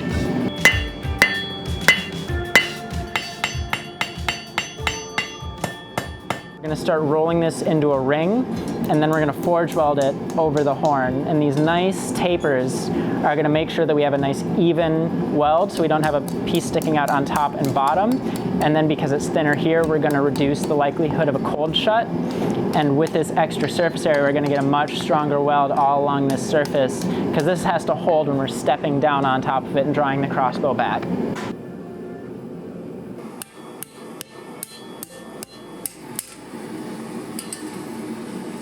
So now we have this piece of 01 tool steel. And out of this, we're going to forge a flat spring bolt hold down. This will serve two purposes on our crossbow. The first is in case the crossbow is to tilt or tip, the bolt won't actually fall out and you don't have to worry about keeping it perfectly level before you fire. And second, because we're using a pin lock mechanism, this will actually provide a hard stop so the pin can't come up from underneath it. So we're gonna get this hot and then we are going to forge it flat. And by flat, I mean around 1/16 of an inch.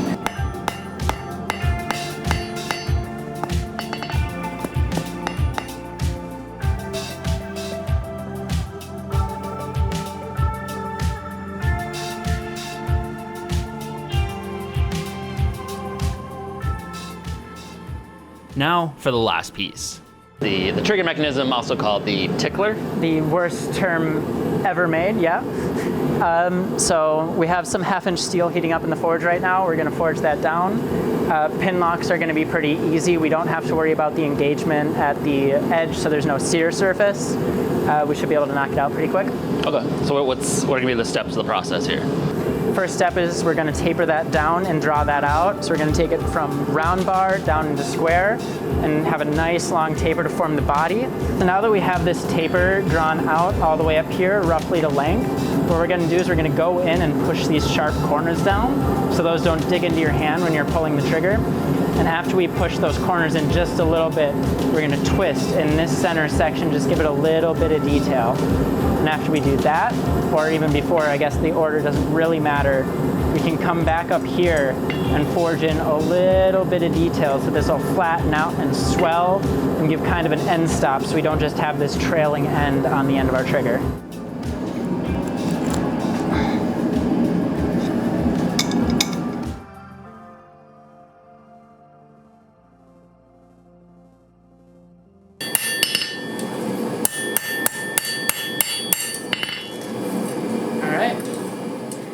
We got all the metal pieces all forged up, so now we gotta do the wood. So walk us through that process. So we have some rough cut lumber here that's just a 2x4, but none of it's actually going to be flat and nothing is going to fit together nice. And with upcoming projects, I think this is gonna be a really good time to learn some hand tool woodworking. So we have some of my planes here.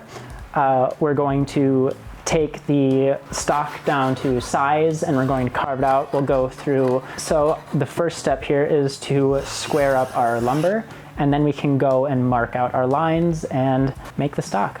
And to do that, we have a selection of hand planes. Put it in the vise.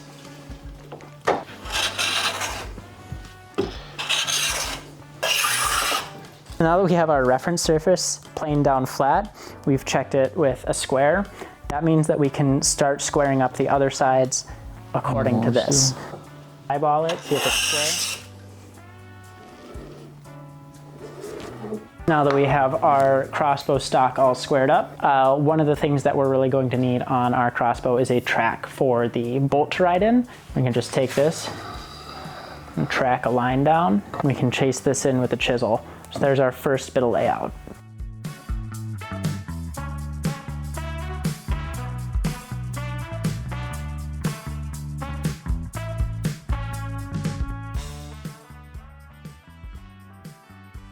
Both sides. Nice.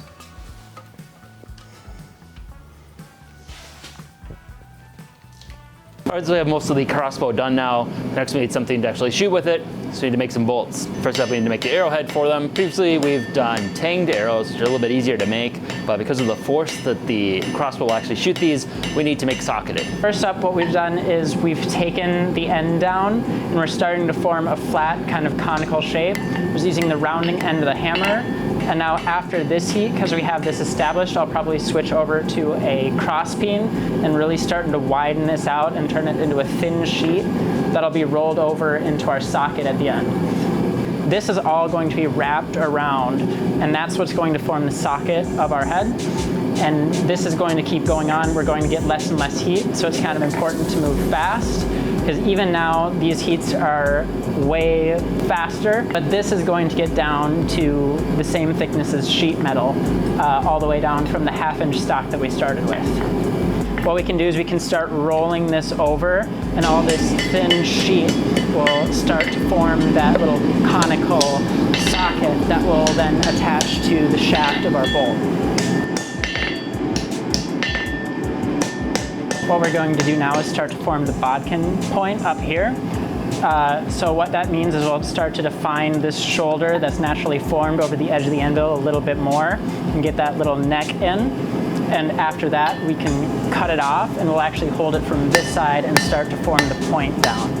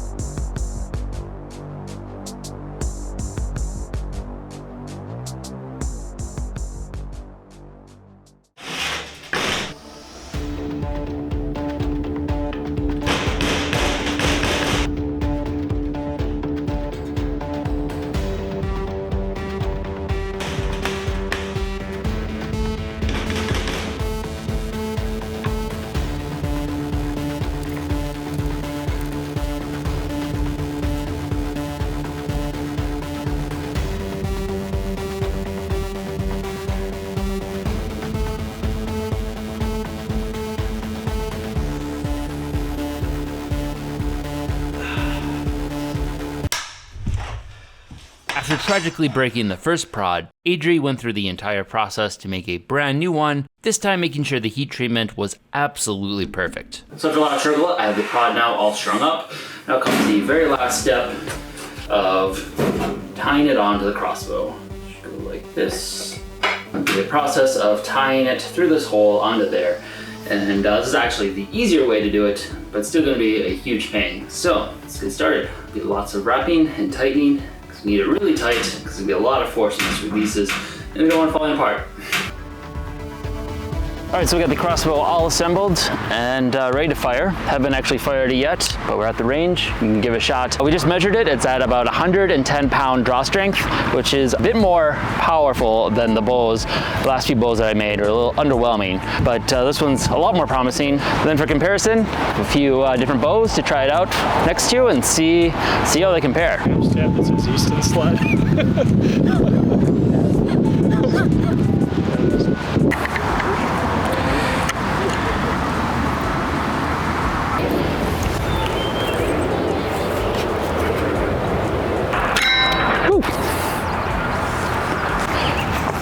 Pretty cool. It's definitely has a lot of resistance. It's surprising how much you gotta really crank down on it to get to fire, but then it's got a nice oomph to it.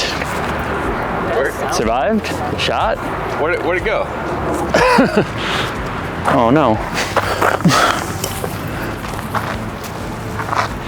The arrowhead did not stay on the actual shaft, so we've now lost it.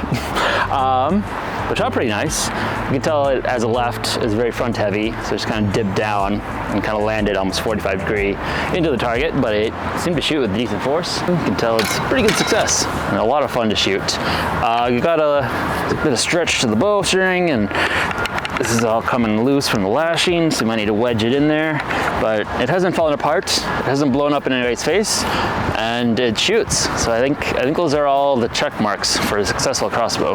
No, so originally this prod was designed to have a 2.5 or 3 inch brace height, so the string should be sitting back here, but under the power of this bow, it's actually stretching out. So now we're stuck here with about a 1 inch brace height. I think I have an idea though. So what if we twist it first to get the that length back, right? Yeah. I sat down, you held this, and I put my feet against it and I pulled back like I was rowing.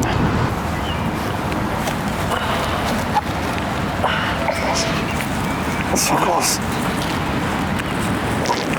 Okay.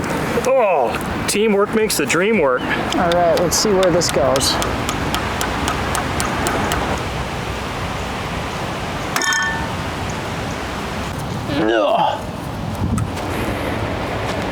we're here with my friend Kyle, who has his longbow, and I've come with my recurve bow. We have a couple different limb sets for 2 different recurves here actually, so we can try out and see, where they compare against a known variable. It is much, much easier to take someone who's new to archery, hand them a crossbow and make them proficient. You can get them up and accustomed to it within a week, whereas it can take years in order to train someone to be proficient with a longbow or recurve bow. What's the draw weight on this? 60 at 26.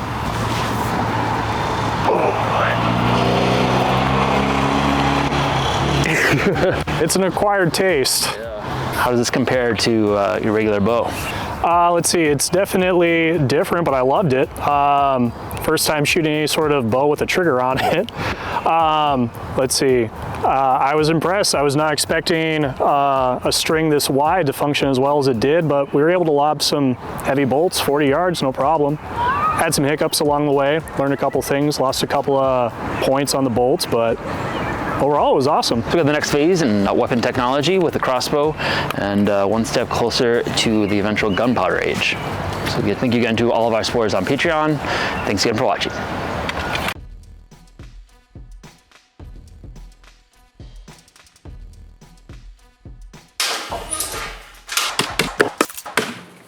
I'm on this continuing quest to try and work my way through all historical innovations of humanity and work my way up from the Stone Age to the modern age. And right now, I'm just at the cusp of gunpowder with the procurement of saltpeter, a very crucial ingredient. But before the invention of gunpowder, you ever wondered how good of a gun-like weapon could you make? I wanted to dig a little bit deeper into pre-gunpowder weapons and see how good of a basically machine gun-like crossbow you can make. This is a really common trope in a lot of different forms of media, where you basically have a crossbow that is in the place of a gun. And basically in a lot of media, it's a stand-in for a gun in the time before guns were invented. I think is most interesting is that there's historical existence of this item. It dates back to roughly 300 BC in China with the Chu-ko-nu, and used a really ingenious design to allow you to draw and reload a crossbow in one motion. However, they ended up having a lot of drawbacks, preventing them from really having any wide-scale use. Because of their design, the draw strength of them wasn't that strong. It also was a bit more awkward and bulky, so it was rather difficult to aim. So this found very limited application. However, some later designs did make some improvements against these setbacks. Large versions will be mounted on stands, such as depicted in this Korean painting. With the stand, it's easier to operate and aim, and with a larger size, a more powerful draw strength is possible. So I think that's gonna be my goal. Let's just make a pretty big one. But to get a little hands-on inspiration for this device, I did see that you buy your own model of it on wish.com. So that's what I did. So it's a little bit smaller than what I expected. The website made no mention of its size. Kind of a neat little toy because it shoots toothpicks apparently. The overall design is impressively simple. A single lever, when you draw forward, pulls back, and then when you release it, it both fires it and allows the next shot to drop down, which then when you draw back, it fires that one as well. So step one is gonna be making the stock of the body. And this is basically what holds everything together, holds the bow in place, allows the track for the arrows to be launched from, and it's basically what you hold on to. Starting first from a decent chunk of wood, these steel hardened chisels I made in one of our last videos will be very useful. The first step is going to be carving out the rough shape of the body that makes it a bit more ergonomic to hold on to.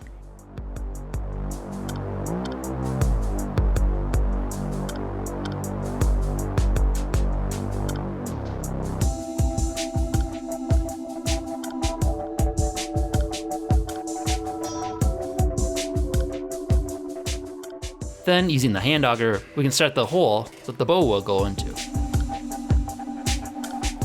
And then the last part will be carving in a channel for the upper portion to slide down.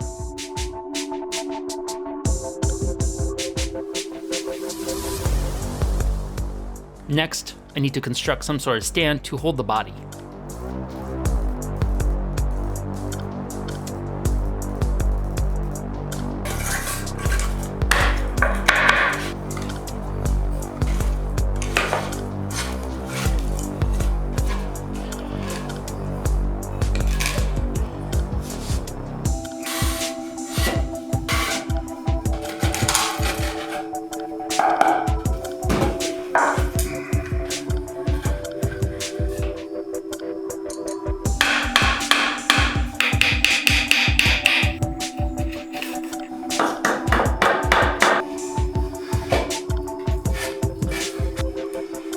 The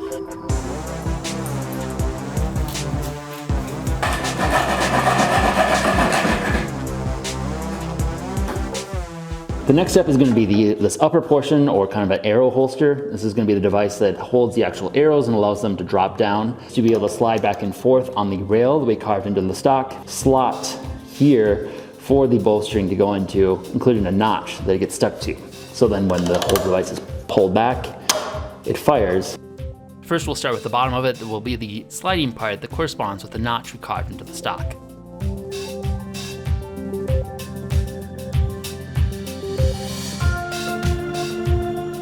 Then putting together the sides for the box.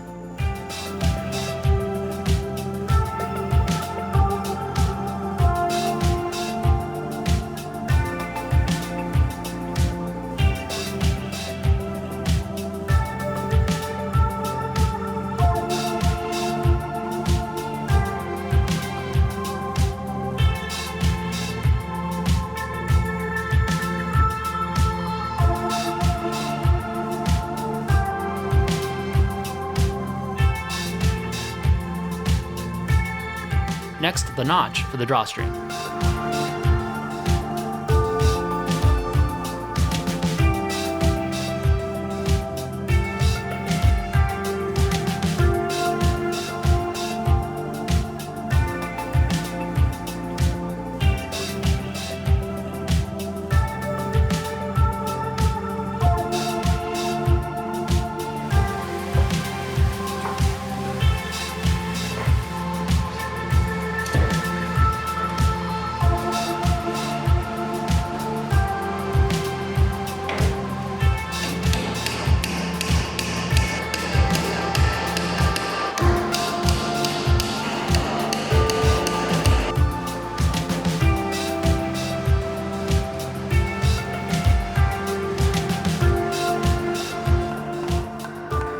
All right, so now it's time to do the prod or bow for the crossbow here. For our more traditional one, we did a European style, which used a forged steel prod. Wasn't traditionally done much in the East. Instead, they often did a recurve bow or bamboo. I did make a recurve bow before, but it's a bit crispy now. So I'm gonna try and use bamboo and have a variety of different split bamboo here. They require a bit of finessing to get the right amount of draw weight. Generally, these did not have a huge draw strength, probably because you needed to be able to do the reloading motion all at once. Too heavy of a draw weight probably hinders that. It's just gonna bundle them together at various lengths to offer enough resistance. We'll put it in the hole we put inside the crossbow.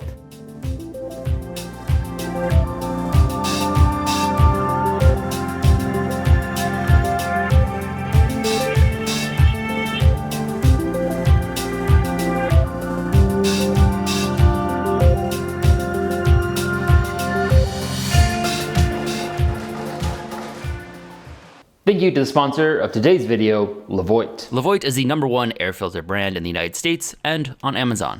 They sent me the Levoit 600S. Now the workshop is finished, I've been able to use the filter in the new space. I was a little skeptical at first. We do have a couple forms of dust collection and an air filter already to remove any sawdust and other particulates in the air. So I wasn't sure how valuable another air filter would be, but I actually found it to be really useful because one of the biggest health risks with work like this is the small particles get in the air and you end up breathing in. So it's really important to take care of that. Caught up in a project, I'm sighing, suddenly there's a bunch of dust in there, not even realizing that I'm breathing it in. But the Levoit system actually detects it and turns it on and starts filtering. Even nicer is the fact that it's synced to an app on my phone. It gets dusty in the room, I get notification, and then when I should turn on the other collection systems or put on a mask. This is definitely gonna be a really important tool in our workshop. Thanks again to Levoit for sponsoring our video. Check out some of their products in the link below. And then the last piece we need is the actual lever that connects the two devices and is what is basically the firing mechanism. I can make mine out of steel so it's a little bit stronger. So let's start forging that.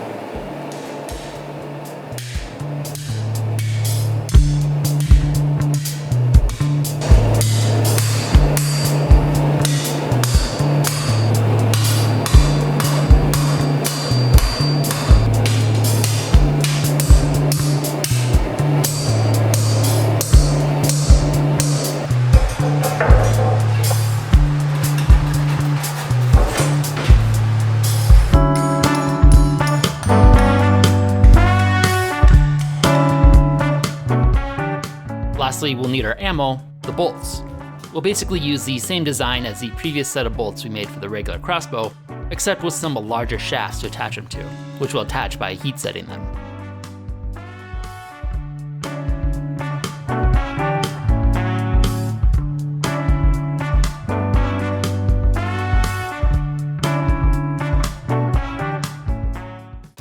Then let's put the last few pieces together and see if it works.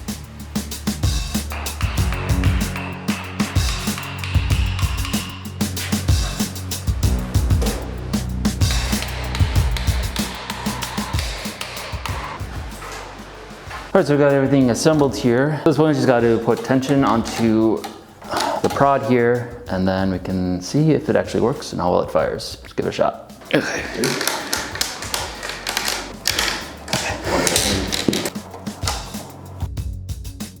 Alright, let's test the draw strength.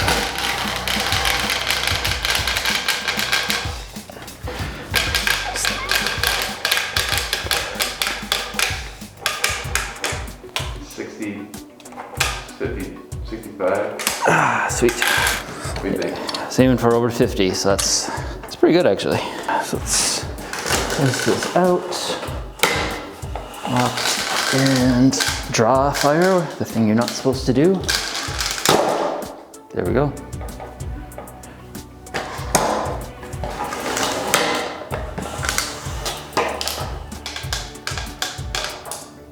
All right, so I think we're all set now. I'd add some little handle thingies here to help push the string out, but it looks like it's all set to fire now. We've got decent draw strength to it, so let's take it out and start firing some stuff. See what we can do. So we'll just start with one for now. There's a chance it might clog. Go back.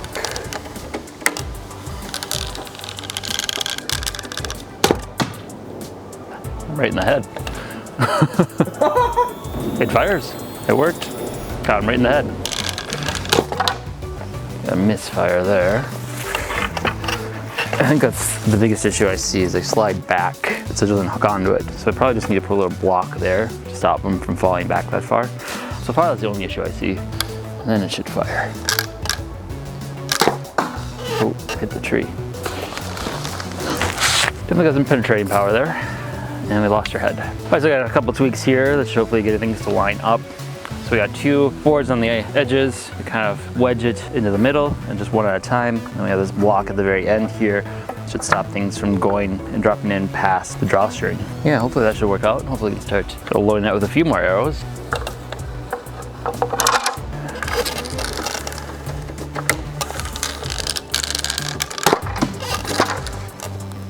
A little bit of alignment issue.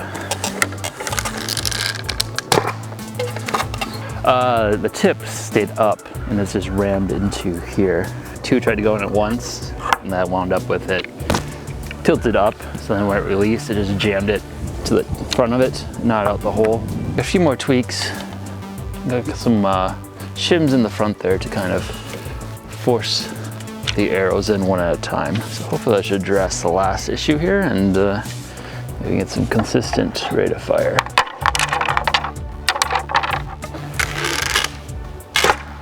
Oh, now we're working.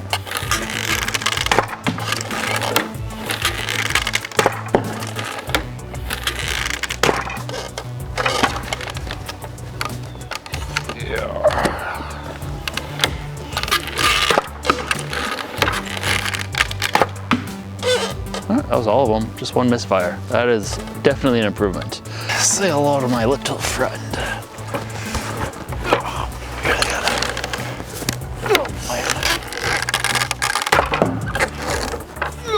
There's a long reach here. Oops.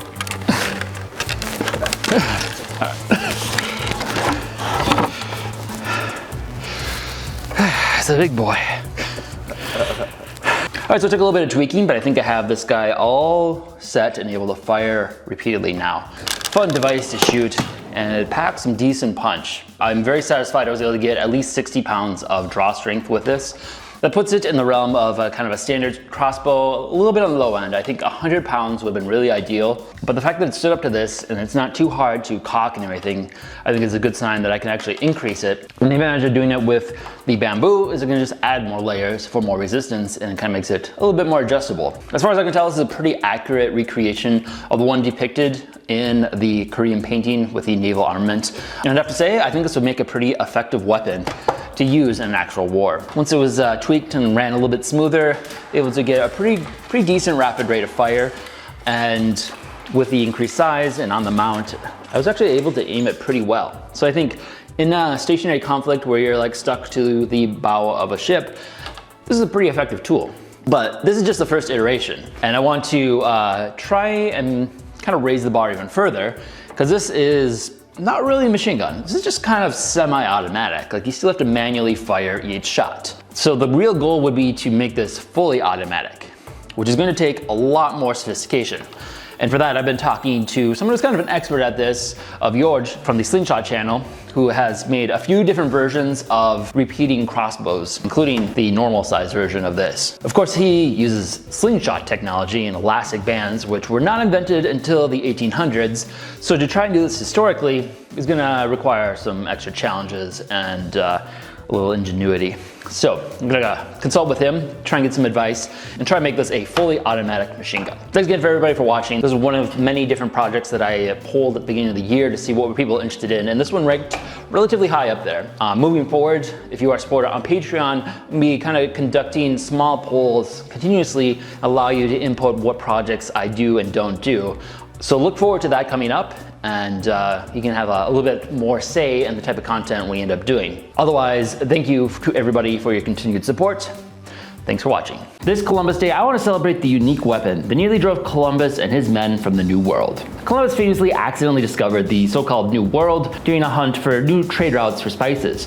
But on his second voyage, the New World struck back with their own weaponized spice and nearly drove them off. In this video, I'm exploring and recreating this earliest recorded use of tear gas, which used a unique New World spice. I want to see how well this weapon worked and if I'm able to recreate it. The inspiration for this video comes from Charles Mann's book, 1493, that explores the worldwide impact Columbus's voyage had on the entire world and how it transformed us into the age of the Homogenocene, effectively destroying the world as it once was and creating the modern world we live in today. In a passage, he references an event during the second voyage of Christopher Columbus, where the Tainao people united against the particularly cruel oppression from Columbus's men and began to fight back with a unique New World spice, weaponized capsaicin. Capsaicin is the active chemical in the New World chili peppers, originally forming as a defense mechanism to protect itself. It provides a unique burning sensation to any mammal that attempts to eat their fruit. Humans, however, decided they liked that suffering, and it became widespread in the Americas. Once it got introduced to the Europeans, it was one of the fastest spreading New World crops to reach nearly every cuisine around the world. But besides its culinary use, capsaicin is also the active compound in modern pepper spray and some tear gases, where it is used as a debilitating non-lethal weapon. But this tradition started a lot earlier than you might have originally thought.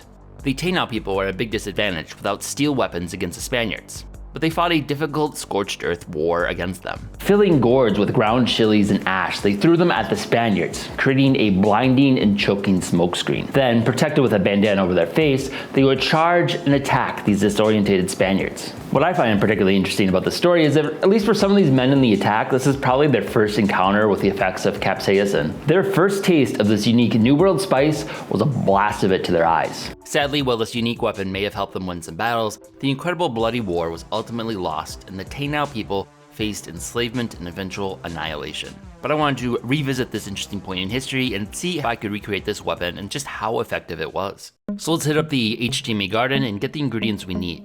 Planted a few varieties of some of the hottest peppers, Carolina Reapers and Ghost Peppers. Unfortunately, this year they did not do very well and have maybe just one pepper that's going to be ready in time. But as luck would have it, this is the year of the so-called Peppergate, and a couple of the bell pepper plants that I bought turned out to not be bell peppers. They have been very fruitful, and while I don't really know what kind of pepper they actually are, they are definitely spicy on their own.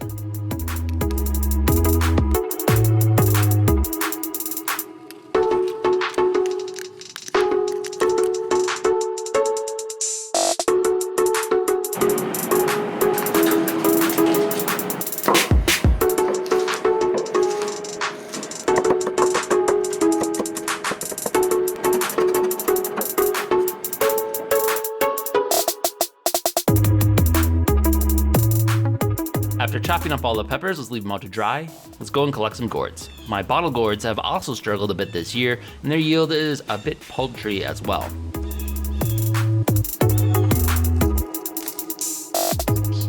Fortunately, I've grown them a few times over the years and have a few spares from previous years, plus some extra ones I was able to purchase as backup. I was able to supplement it with a few other ones and have a few options here. They never really specify what type of gourd it is. Assumption is it's a bottle gourd. Bottle gourd kind of famously spread around the world by humans because it's so useful for storing things, but I have a few options, we can try them out. I think my biggest concern is how to make it actually shatter and spread the ashes inside of it. They are surprisingly solid. If you threw it with all your force directly down onto pavement, you might be able to shatter it. I'm a little unsure how well it's gonna work. And then another option is to use the eggshells to make something a little bit smaller, like it was done in Japan. Similar blinding powders were not unique to the Americas. In Japan, a very similar technique was used called Matsubishi. Not to be confused with Mitsubishi, that's something else. However, instead of a new world spice, chilies, this one used old world spice. The chilies were misidentified as pepper. As a delivery device, this powder was sometimes placed in hollowed out eggs and included other powders like flour. So we can take a little bit of inspiration from this to try out some other options as well.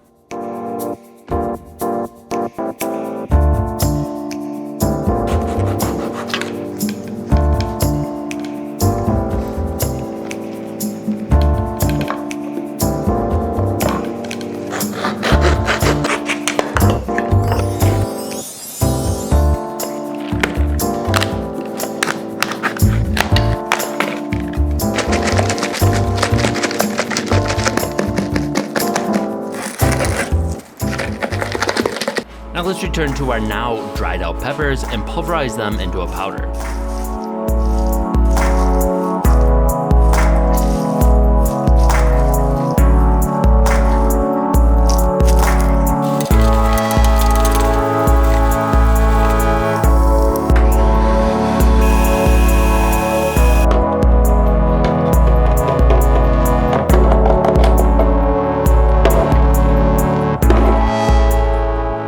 I took some of the pulverized chili powder to try and extract just the spicy capsaicinoids. Apparently this is actually a pretty straightforward process to do and just requires a solvent like ethanol, something I've been able to previously distill. After soaking and boiling the solution for some time, those solids can be strained out, leaving mostly just the capsaicinoids behind. Then the ethanol and remaining water just needs to be left to evaporate.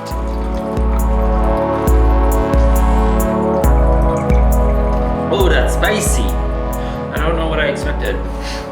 It is spicy. Ugh.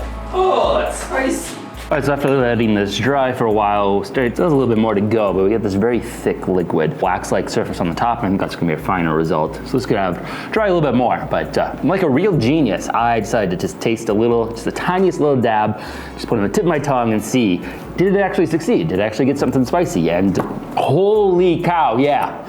That is some spicy stuff. I literally spent like the next hour drinking half a gallon of milk, constantly swishing it in my mouth just to relieve the burning. This is some potent stuff. This is a pretty quick and simple extraction. I didn't expect it to be that effective. I think if you got this in your eye, you could easily blind yourself. I don't think I'm actually gonna use this in an experiment because I'm not really looking to blind myself or anybody else when we actually test this tear gas. Surprisingly easy to make something really potent out of just a few peppers. Surprisingly dangerous stuff. I also did some research into like what kind of concentration they usually have in things like mace or pepper spray, and they only use like 2%. So this is way over that probably. I don't know how concentrated this is. I can already tell it's very potent, and I don't think you want to put this into anybody's eyes. I think I'm going to avoid actually using this and just stick to the powder. That stuff I can tell on its own, just straight from the pepper, is very spicy, very irritant to the eyes. So I don't think this is going to be necessary. For reference, most chilies are around 1% capsaicin, with ghost peppers reaching up to 2 to 4%. Even modern pepper spray can have some serious and life-threatening risk with its use, so I think concentrating the capsaicin is probably not going to be necessary for our needs. Man's book references the gourds being filled with ground chili powder and ash. For our mix, I ended up doing a mixture of a few fine powders.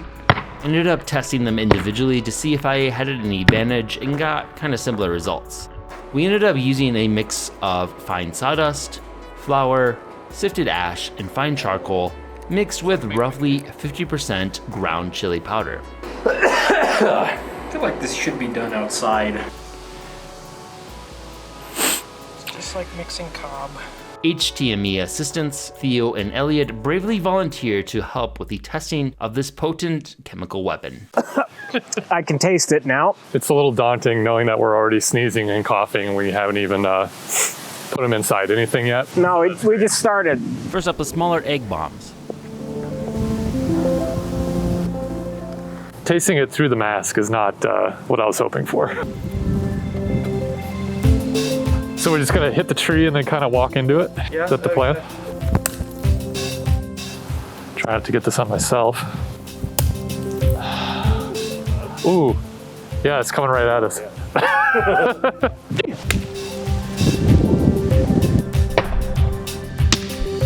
Volunteered as tribute to take it not directly to the face, but we're going to hit the tree and I'm going to be in vicinity. I'm going to keep my glasses on so I don't get any direct splatter into my eyes, but I'm going to hopefully get a little sense of what it feels like. Stuff is kind of dispersed pretty well, but it's definitely causing burning in the nostrils just being in this area now. So I'm going to see what a decent face full of it feels like. Oh yeah. That looks unpleasant. Oh. I didn't get too much in the eyes. I think the glasses helped for the most part. I definitely got some. So that was just an egg. I think that's a little bit smaller than what they're using. I think a full gourd, you're gonna get that smoke screen burning tear gas effect. Let's see how well you can get these gourds to break open. As a backup, I have some ceramic ones that possibly were also an option. Oh, I'm gonna sneeze. But first, Theo volunteered to take a shot to the chest.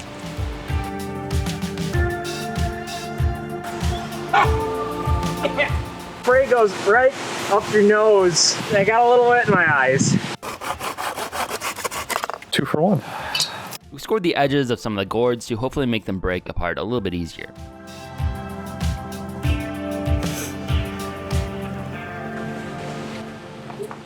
Oh, a little low, but that's definitely a cloud. Maybe I won't stand right in front of it. Oh yeah, oh yeah. That got me, that got me. Well, that is not pleasant. Not pleasant. Ooh. Ow. Ooh.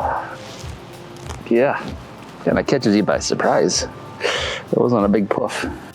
Yeah, that broke a lot better than I thought it would. That one didn't break. That one doesn't want to break. No, it doesn't. Got the ceramic one to give that a shot. This one's packed pretty full. Right around here. Oh. That's a good one. Lastly, we wanted to try a full bombardment attack to see if we could recreate the full smokescreen effect you'd likely face in actual battle with these weapons.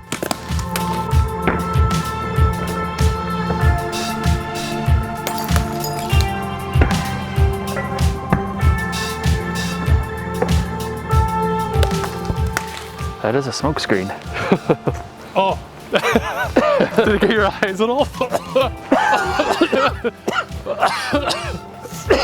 Some good stuff. Oh. For safety precautions, we kind of avoided getting directly into the eyes, but I think we got pretty good proof of concept that this is not pleasant. Just being downwind of it, we have definitely got it in our eyes. I think feeling it most in the nasal and throat, so that would definitely be pretty debilitating. I don't know what's worse, like obviously the chili powder is awful, but just the ash itself, I think, is like when it hits your lungs, it destroys you. Would not recommend. It really hit me hard. I see why it's called tear gas now. It's annoying, but the main thing is that I would not be able to fight with that in my eyes. So it's meant to debilitate someone so that you can come up and attack them. And I think it did that. I think the end result of our experiments have shown that This is a pretty effective weapon and one that I for sure would not want to have to face off against. This is an interesting topic to cover that I feel like is oftentimes kind of glossed over through history. I'm not sure if I'll be doing too many more chemical weapons. A lot of them get a little bit more lethal than this one, but definitely looking to do some more historical weapons in the near future. Thanks again for watching, and thank you to all of my supporters on Patreon.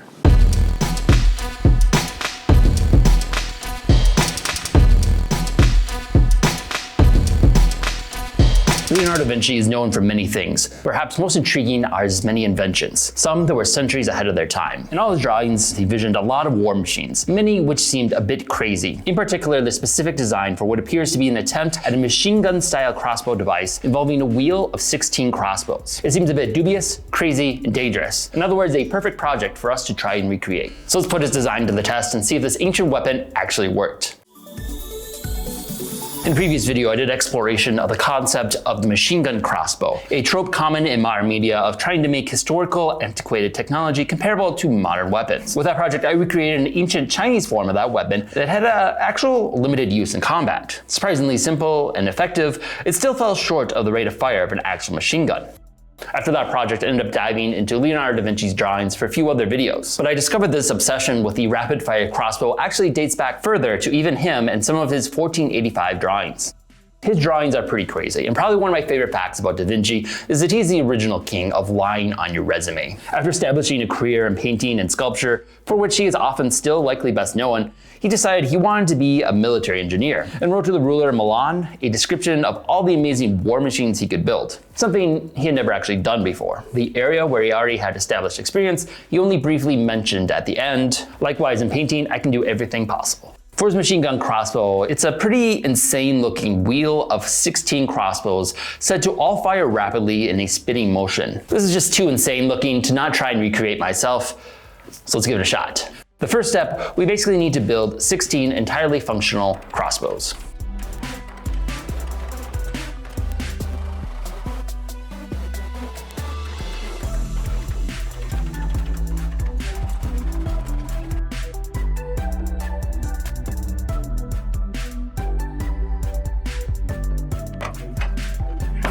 Similar to my other repeating crossbow, we're going to use bundled bamboo strips for the prod, which is a little bit more economical than trying to forge them out of steel.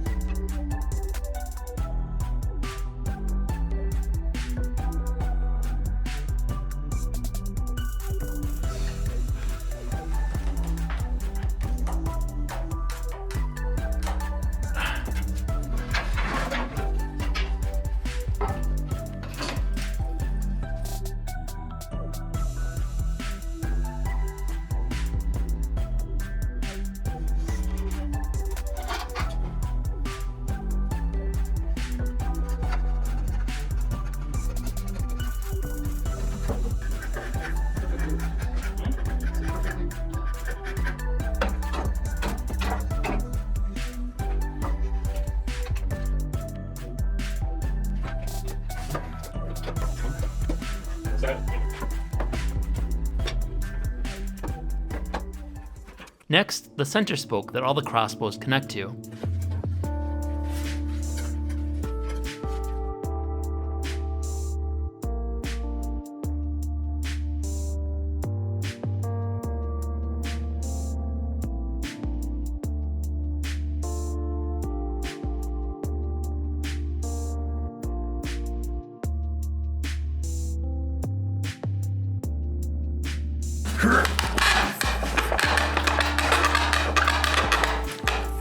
Pretty much in there. Round hole, round peg.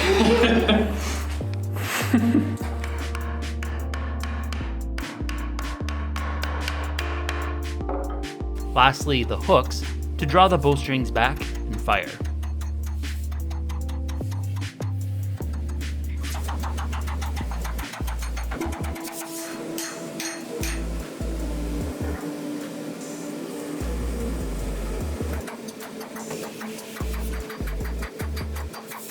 All right, so I put together a little bit of a frame here to hold it. Should be able to start assembling it. Basically, everything's gonna be on this axle. We have the big wheel here, cog. This is what all the crossbows will go into. On either side of that is gonna be basically the mounting point for the strings that cock the arrows. Cock? If that's the right term. So basically it'll go like this. These will be attached to the outer supports so they don't turn. A little bit of an arms manufacturing to make 16 of these, which kind of makes it a little absurd, I think, that we have 16 basically working crossbows. But you could just get 16 people and shoot them all at once. As it spins, rope attached to each of these will connect to the drawstring. And as it wraps around, it'll pull it back. And then I think the challenging part will be when it actually fires. I think there's just gonna be a lot of fine tuning. I don't think there's any way to like determine which angle in the full wheel it'll actually fire. It'll be a little bit of trial and error of getting the right length and kind of triggers that'll push the hooks off so that they fire ideally pointed that way, not back at yourself. DaVinci's drawings are a little vague, so it's not super clear exactly how to do this, but hopefully we can figure it out as we put together. So we did a little bit of a test fire with that to see how well this is gonna work. Some of the challenges though with this design though is just getting it so it actually fires at the right time. And that's gonna depend basically on the rope, having it just the right amount of length so that when it gets to this point in the rotation, it's tight enough and it's reaching the wedges to let go. It took a lot of force to actually get it to release it, which is also kind of a pain. And just spinning it with just one took quite a bit of work. So there's some suspicion that if we put all 16 on here and we're trying to pull back a 45-pound bow on each of them, that is a lot of resistance. That might not be practical to draw everything back. So I thought now is to go back to the more traditional crossbow where it has a notch. And then basically we're gonna notch each and every one of these individually and then load it with the arrow, have that held on, and then basically have a triggering mechanism to push it out of the notch as it gets specifically pointing forward.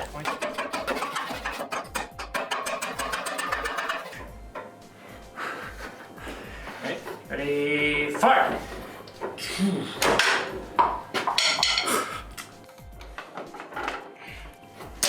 Oh, I should have seen that coming! It seems a lot easier to control when it fires, which I think will be the main advantage. Puts less pressure on the whole device to crank 16 crossbows all at once. It does make it harder to reload, but I think even with if we got the other design to work, it would have been a pain to reload, get each of these hooks back on the bowstring and all adjusted correctly. So I think no matter what, this is gonna be a one-time fire thing. We run it once and then that's about it. Fired. Yeah! Does make a nice ting. So we got that rigged with our new design of the triggering mechanism. We have 2 boards here on each side, and then we have a little metal trigger basically. They'll go here. As it goes down, I'll push it up and release it from the notch and fire it. We're not really sure which way it's gonna fire. There's a lot of uncertainty in there. So the arrows, we got tennis balls on them, so we hopefully don't kill anybody. You can try to minimize casualties by doing it indoors and targeting towards the wall here. And then Elliot's gonna catch it. Yeah, I'm gonna take all 16 of them. Really lure it up, not have any of them fire in our face. After that, then we can put in the actual bolts, see if it'll shoot.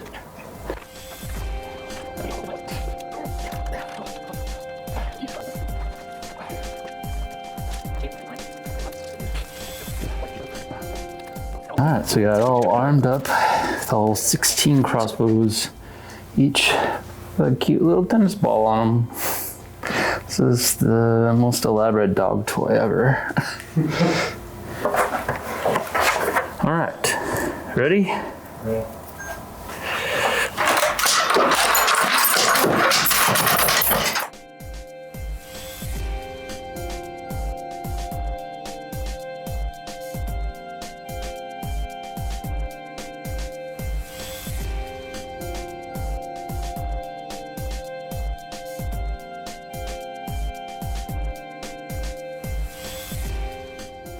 Just straight up snapped it off there, huh? Yeah.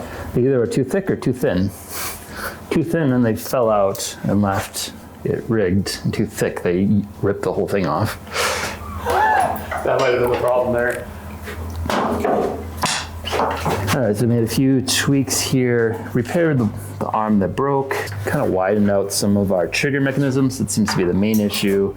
And I think we can do a little bit better this time. All right, we are all loaded for round number 2 with some improvements. Hopefully this will work.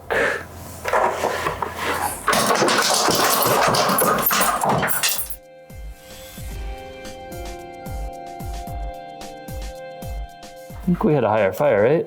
Yeah, we only... 2 of them, the trigger slipped out, and 2 of them, it just didn't have enough to fire them.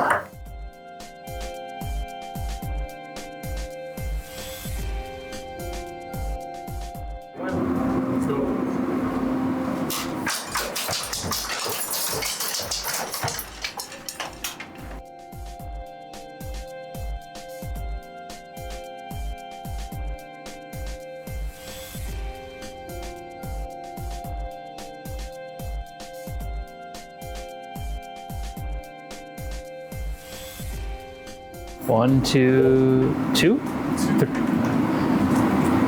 Yeah. With a bit of tweaking, we're able to increase our fire rate to a little bit over almost 90% success. And I think we got some real good proof of concept that this design does actually work. Looking back at the footage and calculating its rate of fire, we were about 540 rounds per minute. And the only real thing that keeps the rate of fire that low and not any higher is just how fastly you can spin the wheel. So if you get a little bit of momentum going, you're able to get an even higher rate of fire. Then the obvious issue is that no matter how fast you shoot it, it's only shooting 16 rounds. So that's definitely a pretty limiting factor, especially with the reload rate. For us, it took over 8 minutes to reload it, although we were getting faster with each attempt. I think if we went back a little bit more to the original DaVinci design with the actual hooks, pulling down each one, potentially you could make that still work, at least as a separate loading step, and pull back all the drawstrings at once. For ours, we're averaging around 45-pound draw weight on each of these, so multiply that by 16, that's a lot of weight that has to be pulled. I probably have to reinforce a lot of this to actually pull that off. And ideally, to actually use this for a war machine, you probably want over 100 pounds. So that is a lot of force to pull back all at once. But you could potentially speed up the reload rate. However, you still have to manually place each bolt into it. There's no reloading mechanism. So even with some improvements, it's still gonna be a pain to reload. So coming in at 540 rounds per minute actually puts it really comparable to the first machine gun, the Maxim, which averaged a rate of fire around 550 to 600 rounds per minute. So this is right up there with actual machine gun rate of fire. So that's pretty impressive. So compared to my previous project of the Chinese repeating crossbow, that one had a much lower rate of fire. So in terms of getting a machine gun like crossbow, this is definitely succeeding a lot better. That one I think is a lot more practical though, because it's easier to reload. You know, a useful feature is you can actually aim it. This thing is kind of stationary. So there's definitely advantages for that, and that's why it had some use in military. But overall, this device and that one never found wide-scale use. And I think it's really evident just in building this when we realized that we made 16 fully functional crossbows. It would not be that difficult to just pick up 16 people to fire them, especially because a crossbow takes a lot less skill than say a bow and arrow. You can get a much faster rate of fire with just 16 people loading and reloading these. So in that regard, I wouldn't say this is really the most effective war machine. I think it definitely has an intimidation factor, which is probably a pretty big motivator for actually building it. But nevertheless, it was really interesting to recreate one of DaVinci's more interesting war machine designs. He has a lot more designs, some as crazy as this. So if people are interested in this type of content, I definitely would enjoy exploring this a little bit more in depth and trying out some of his other crazy designs. Thanks again for watching. Thanks again to all my supporters on Patreon. Without you, this wouldn't be possible. Thanks for watching.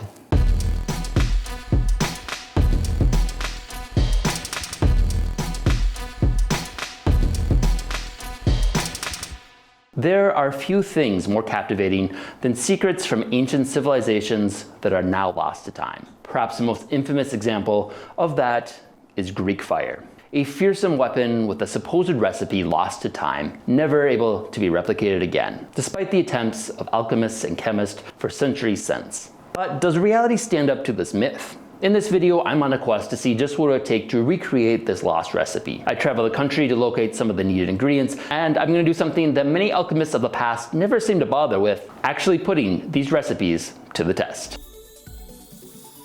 Greek fire was an incendiary weapon used by the Eastern Roman Empire from the 7th to 14th century that was supposedly crucial for its defense. Its recipe was a tightly held state-kept secret that when the empire fell was lost forever. The exact details of this weapon are surrounded by so much myth and speculation, it's hard to really understand what exactly we are looking for with Greek fire. So for some help, I reached out to someone who's extensively studied this topic and thinks they have the most probable theory on what Greek fire actually was. My name's John Haldon. I'm Emeritus Professor of Byzantine History and Hellenic Studies at Princeton University. So I'm interested in kind of the history and background with Greek fire. Can you kind of tell me like what the story of Greek fire and Byzantine world, why the recipe is like such a big secret today? Firstly, Greek fire is a sort of Western medieval term coined by the Crusaders in the 12th century, and they applied it generally to any sort of incendiary weapon. The machine or the device that I think you're interested in is actually the Greeks obviously didn't call it Greek fire. They didn't call themselves Greeks either, so it wouldn't be a very helpful term. But they called it liquid fire. And basically it's a sort of medieval napalm. So it was projected through a pump, relatively short range. It's obviously something of a terror weapon. We know from the experiments that we carried out when we built a machine, using an aerial thermometer, the oil that's projected comes out at roughly 1400 degrees centigrade. So that's really hot. What do we know about Greek fire and like the characteristics of how it was described and such? Obviously, incendiary weapons launched from catapults and thrown by hand have been around since people started fighting each other using fire. What's new and revolutionary about this is that it's actually a flamethrower, effectively. How does it work? For a long time, people were looking for quote-unquote recipes. One argument was that it's actually maybe an early form of combination of saltpeter and other materials to make a type of early gunpowder. Already in the Crusader period, they were trying to work out what it was, and alchemists were coming up with a whole range of theories. It's supposed to have included the most unlikely, with all sorts of things mixed into it, none of which actually work. I mean, if you actually would try and put some of these things together, you get a damp squid at the very most. We know that the main element was crude oil. There's no doubt about that. That's absolutely crystal clear. They described the type of oil and the color of the oil, sometimes described sticky fire, which is why I mentioned it's a sort of napalm, because it clearly adheres when it strikes something. And so the only sort of thing you can add that would have that impact without damaging its other properties of projection ability is something like pine resin or pine oil, which of course is very, very flammable. And one Latin recipe mentions this. And then you mentioned that like this technology just disappeared at one point. What was the reason for that? So basically, it's a political story. The Byzantines lose control of the areas where they get the oil from. Now, you'd think, okay, so why didn't somebody else build it? But the only answer I think that works is that the Byzantines did manage to keep the actual projection system more or less secret. So I think it's a combination of not having access to the oil, and then other people not knowing how the device actually worked, even if they had one. So our theory works. It accommodates all the information without any contradictions, and all the stories about the recipes and the secret recipe and all the rest are effectively probably mostly Crusader and Western European myths after the whole thing was lost and it was a sort of mysterious weapon of the past. To John Haldon, I now have a much better idea of what Greek fire is. That basically what we're looking for is an ancient form of napalm. Haldon also suggested that the real secret to Greek fire wasn't the recipe itself, but the actual delivery device of the weapon. For this video, I'm only going to focus on the recipe itself and testing and comparing different ingredients. Once we settle on a winner, we'll move on to actually building the ancient flamethrower. So the main things that seem to distinguish and define Greek fire from other incendiaries are it burned on water, possibly being ignited by water. It was a liquid substance, not a projectile. It was sticky and would stick to you. It was hard to extinguish, and possibly it was accompanied by thunder and much smoke. Lots of chemicals have been suggested as potential ingredients for Greek fire, oftentimes including the ingredients that are needed for gunpowder. Fortunately, now I've done a few videos now sourcing and extracting and purifying the compounds needed for that, which include sulfur, saltpeter, and charcoal. Another common ingredient included in recipes is pine resin, which Haldon also suggested could have been used. Some recipes even suggest the use of ethanol, which is distilled alcohol. All these ingredients I have now, but as Haldon confirmed, the most important ingredient and potentially the only ingredient I'll need to attempt to recreate Greek fire is a source of raw petroleum. Like the ancient Greeks who lost control of the specific oil fields they used, I also do not have access to many oil fields. Most oil deposits today are owned and being actively drilled, and despite reaching out to many of them now, I can never really get a response. So getting actual access to a natural source is going to be a little difficult. However, there are a few areas in the world where petroleum will just leak out of the ground. California actually has several locations like that. Some are right on a public beach. But the oil there is pretty well dried out and not going to be ideal. But further inland, I had sights on a better possible source. I'm in the Central Valley of California, right near McKittrick. I'm looking for a tar pit because I want to collect some asphalt to make Greek fire. So here we have a placard that marks the actual location of a tar pit, except not really, because it's about an 1/8 of a mile west, it says. So I have to do a little bit of exploring. I think 1/8 of a mile in, this is about where the tar pit is supposed to be.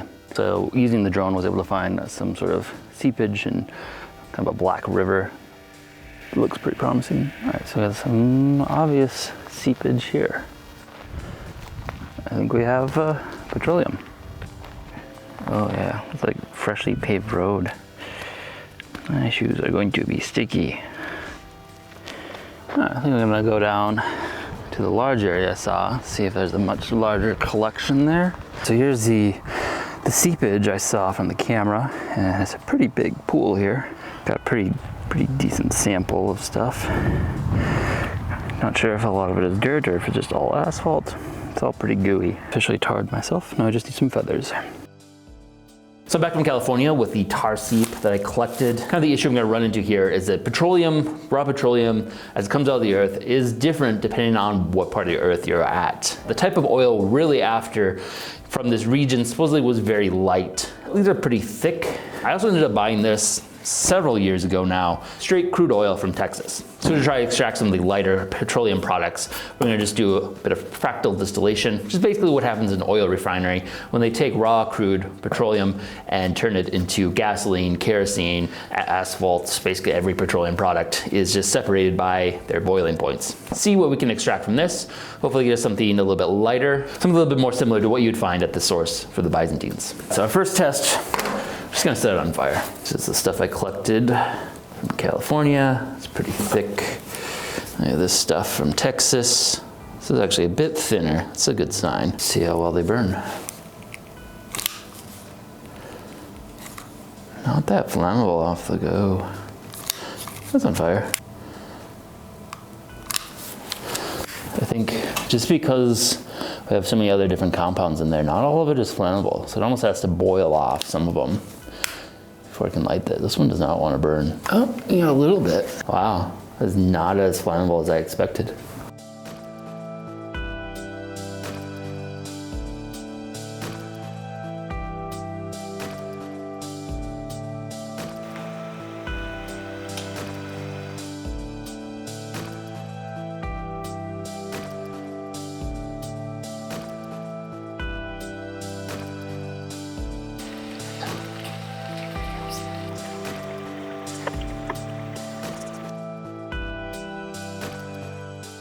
So first attempt at trying to distill the crude oil was pretty successful. Started to get some separation. Unfortunately, had a lot of burping. I have a stir bar in there that's supposed to be stirring it up, but I think it's just, even when hot, it's still fairly thick. Unfortunately, that contaminated our initial results. I think mostly we were just getting the water out to start with. So to hopefully solve this, just got some boiling chips. It'll help boiling to start at a lot of different spots at once rather than one big bubble. So hopefully we can have a little bit better results, and I think try and keep it very slow heat, and hopefully we can extract some of the lighter petroleum products.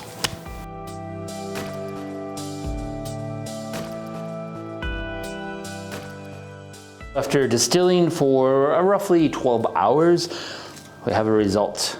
A very strange orange amber color, which I think is actually kind of promising for some of the descriptions of the type of raw crude oil that they collected from some of the sources they used to make Greek fire. So I wasn't able to do too close of a measurement of the exact temperatures that I extracted to. So I'm not entirely sure what all I have here. I'm saying it's most likely kerosene, probably some gasoline, and maybe up to diesel. I think the only downside is that there might also be some water that was initially extracted. I think my first attempt probably got off some of the water, but there possibly was some more, so I don't know how flammable this is. Let's do a little flame test and see if this is flammable now. That is flammable. Much more flammable than before, so I think that's a good sign we have something potentially potent.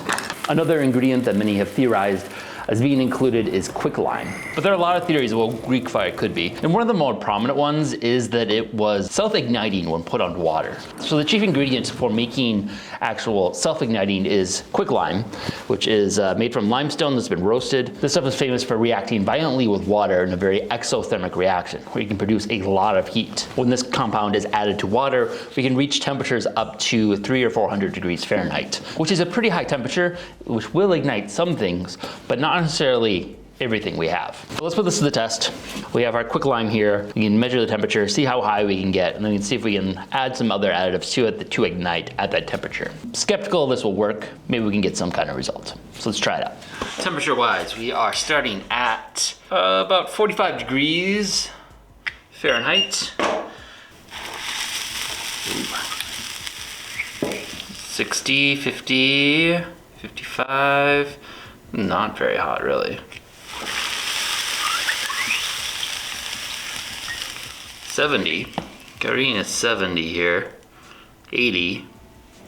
Overall, it's made the water maybe a couple degrees warmer. Yeah, so that's not very hopeful. I think the water is almost instantly cooling it back down. I'm not sure how we can make this work, but we can mess around with it a little bit more. So looking into it, quicklime maxes out at around 150 to 100 degrees Celsius, which really limits the amount of chemicals that it can actually ignite, as even sulfur, which is added to gunpowder to lower its ignition temperature, requires a higher temperature than that. So actually igniting something at that theoretical maximum is going to be difficult. But there are a few chemicals that do ignite at that temperature, and at least in my estimate, the most theoretically achievable at that time period is ether. Historically, ether was discovered potentially as early as the 8th century, which is a little late, but does coincide with the use of Greek fire.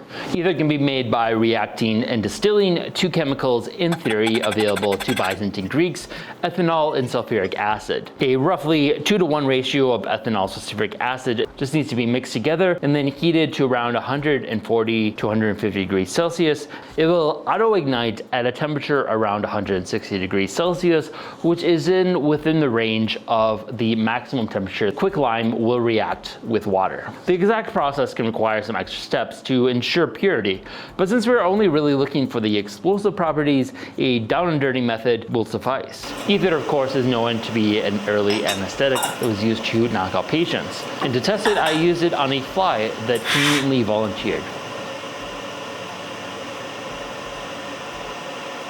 Now, time for surgery! He's alive. Look at that. This leaves us with a decent list of ingredients that may have theoretically been used. Now to mix up some concoctions and actually put them to the test. For our first test, we're gonna put them into glass grenades that we can light and drop as a test. All of our recipes should, in theory, be flammable, and if used like a standard Molotov cocktail, should be at least somewhat effective at setting a fire. The real test, though, is going to be the inclusion of water. Just a little water, and many of these will likely get extinguished right away, or be very limited on how much they even burn. A true candidate for Greek fire should both ignite easily in water, stay lit on top of the water, and then be hard to extinguish with water after ignited. So these are the main aspects we'll be testing for. But for our test, we need something to burn. For that, I got a new toy to try out. OM Tech sent me their Polar 350 to try out, and it's honestly been a really cool new tool to add to our repertoire. Perhaps a bit more advanced to actually use on any of the main video builds, but I've already found some great uses for it for making my own custom merch. And in this case, I was able to use it to design my own laser cut boat that could quickly cut out and then assemble, giving us a nice target to set on fire. And if you're interested in checking out this laser cutter yourself, check out the link in the description.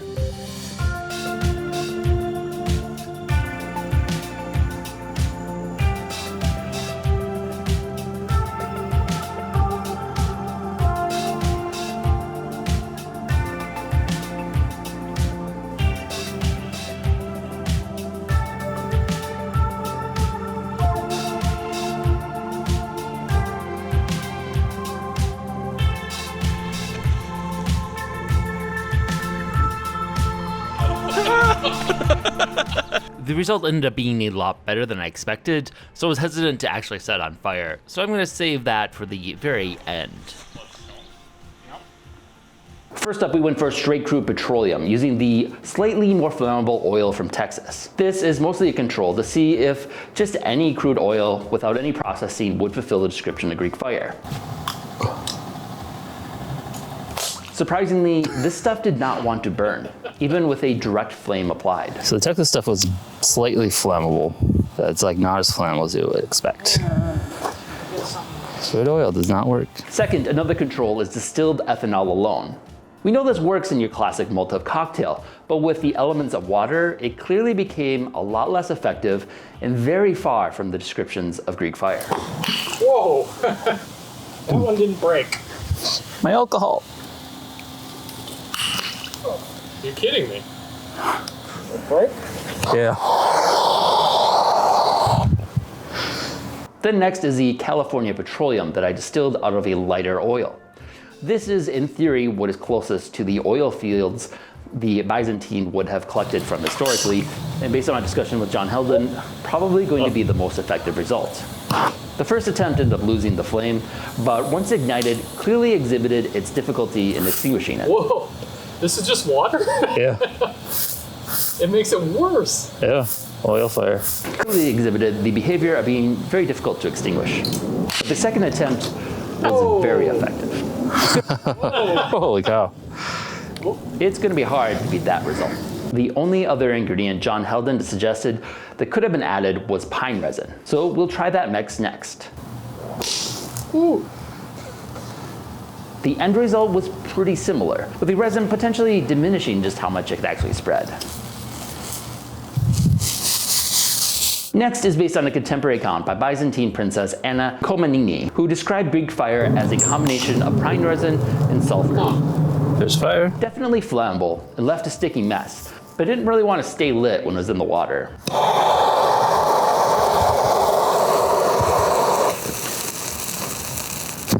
Some people describe this as an incomplete recipe, so we also tried a version that added some of the distilled oil as well. Okay. My grass. So I don't think the vial broke, but...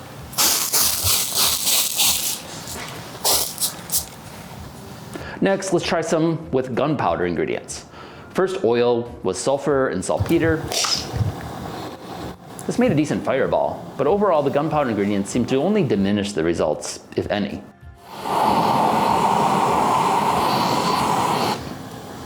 Oh, there it is.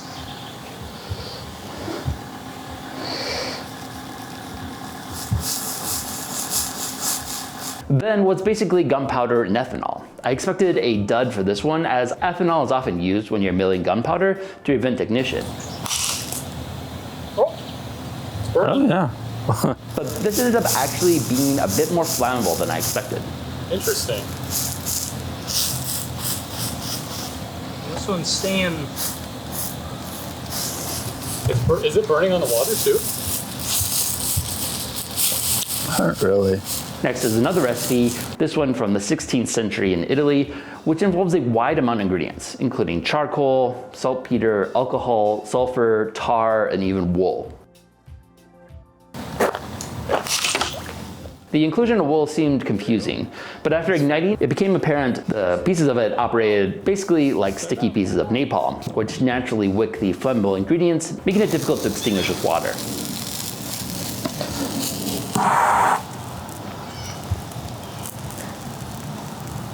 Then we tried one without any petroleum in it, just to see if there was a possible solution they could have used after losing access to the oil fields. It used pine resin, sulfur, charcoal, and animal fat. Oh. Ooh.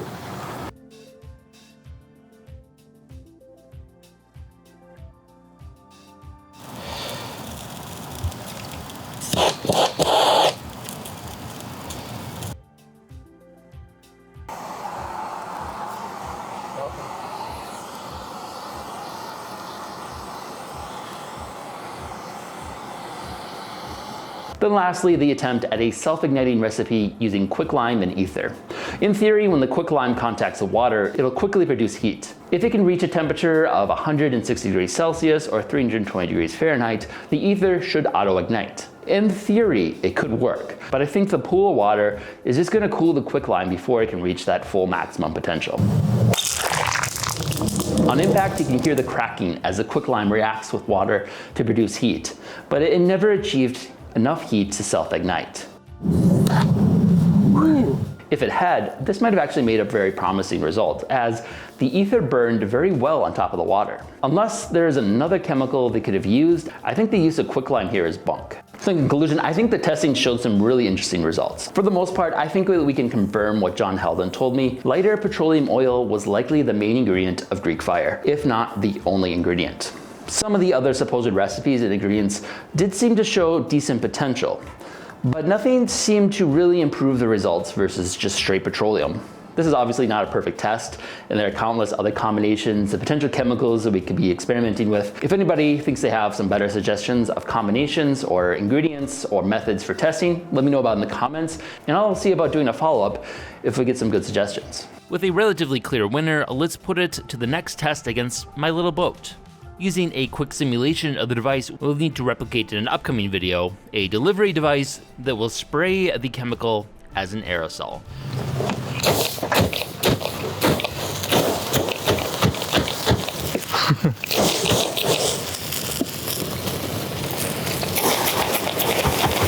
I don't really need this anymore.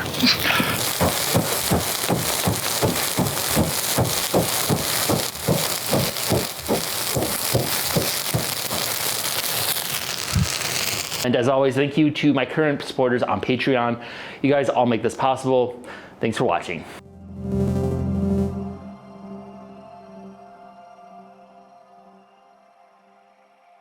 Your ancestors' stories are waiting to be discovered. Click the link below, sign up for your 14-day free trial, and start uncovering your own family history today. If you enjoyed this video, be sure to subscribe and check out other content we have covering a wide variety of topics. Also, if you've enjoyed these series, consider supporting us on Patreon. We are largely a fan-funded channel and depend on the support of our viewers in order to keep our series going. Thanks for watching.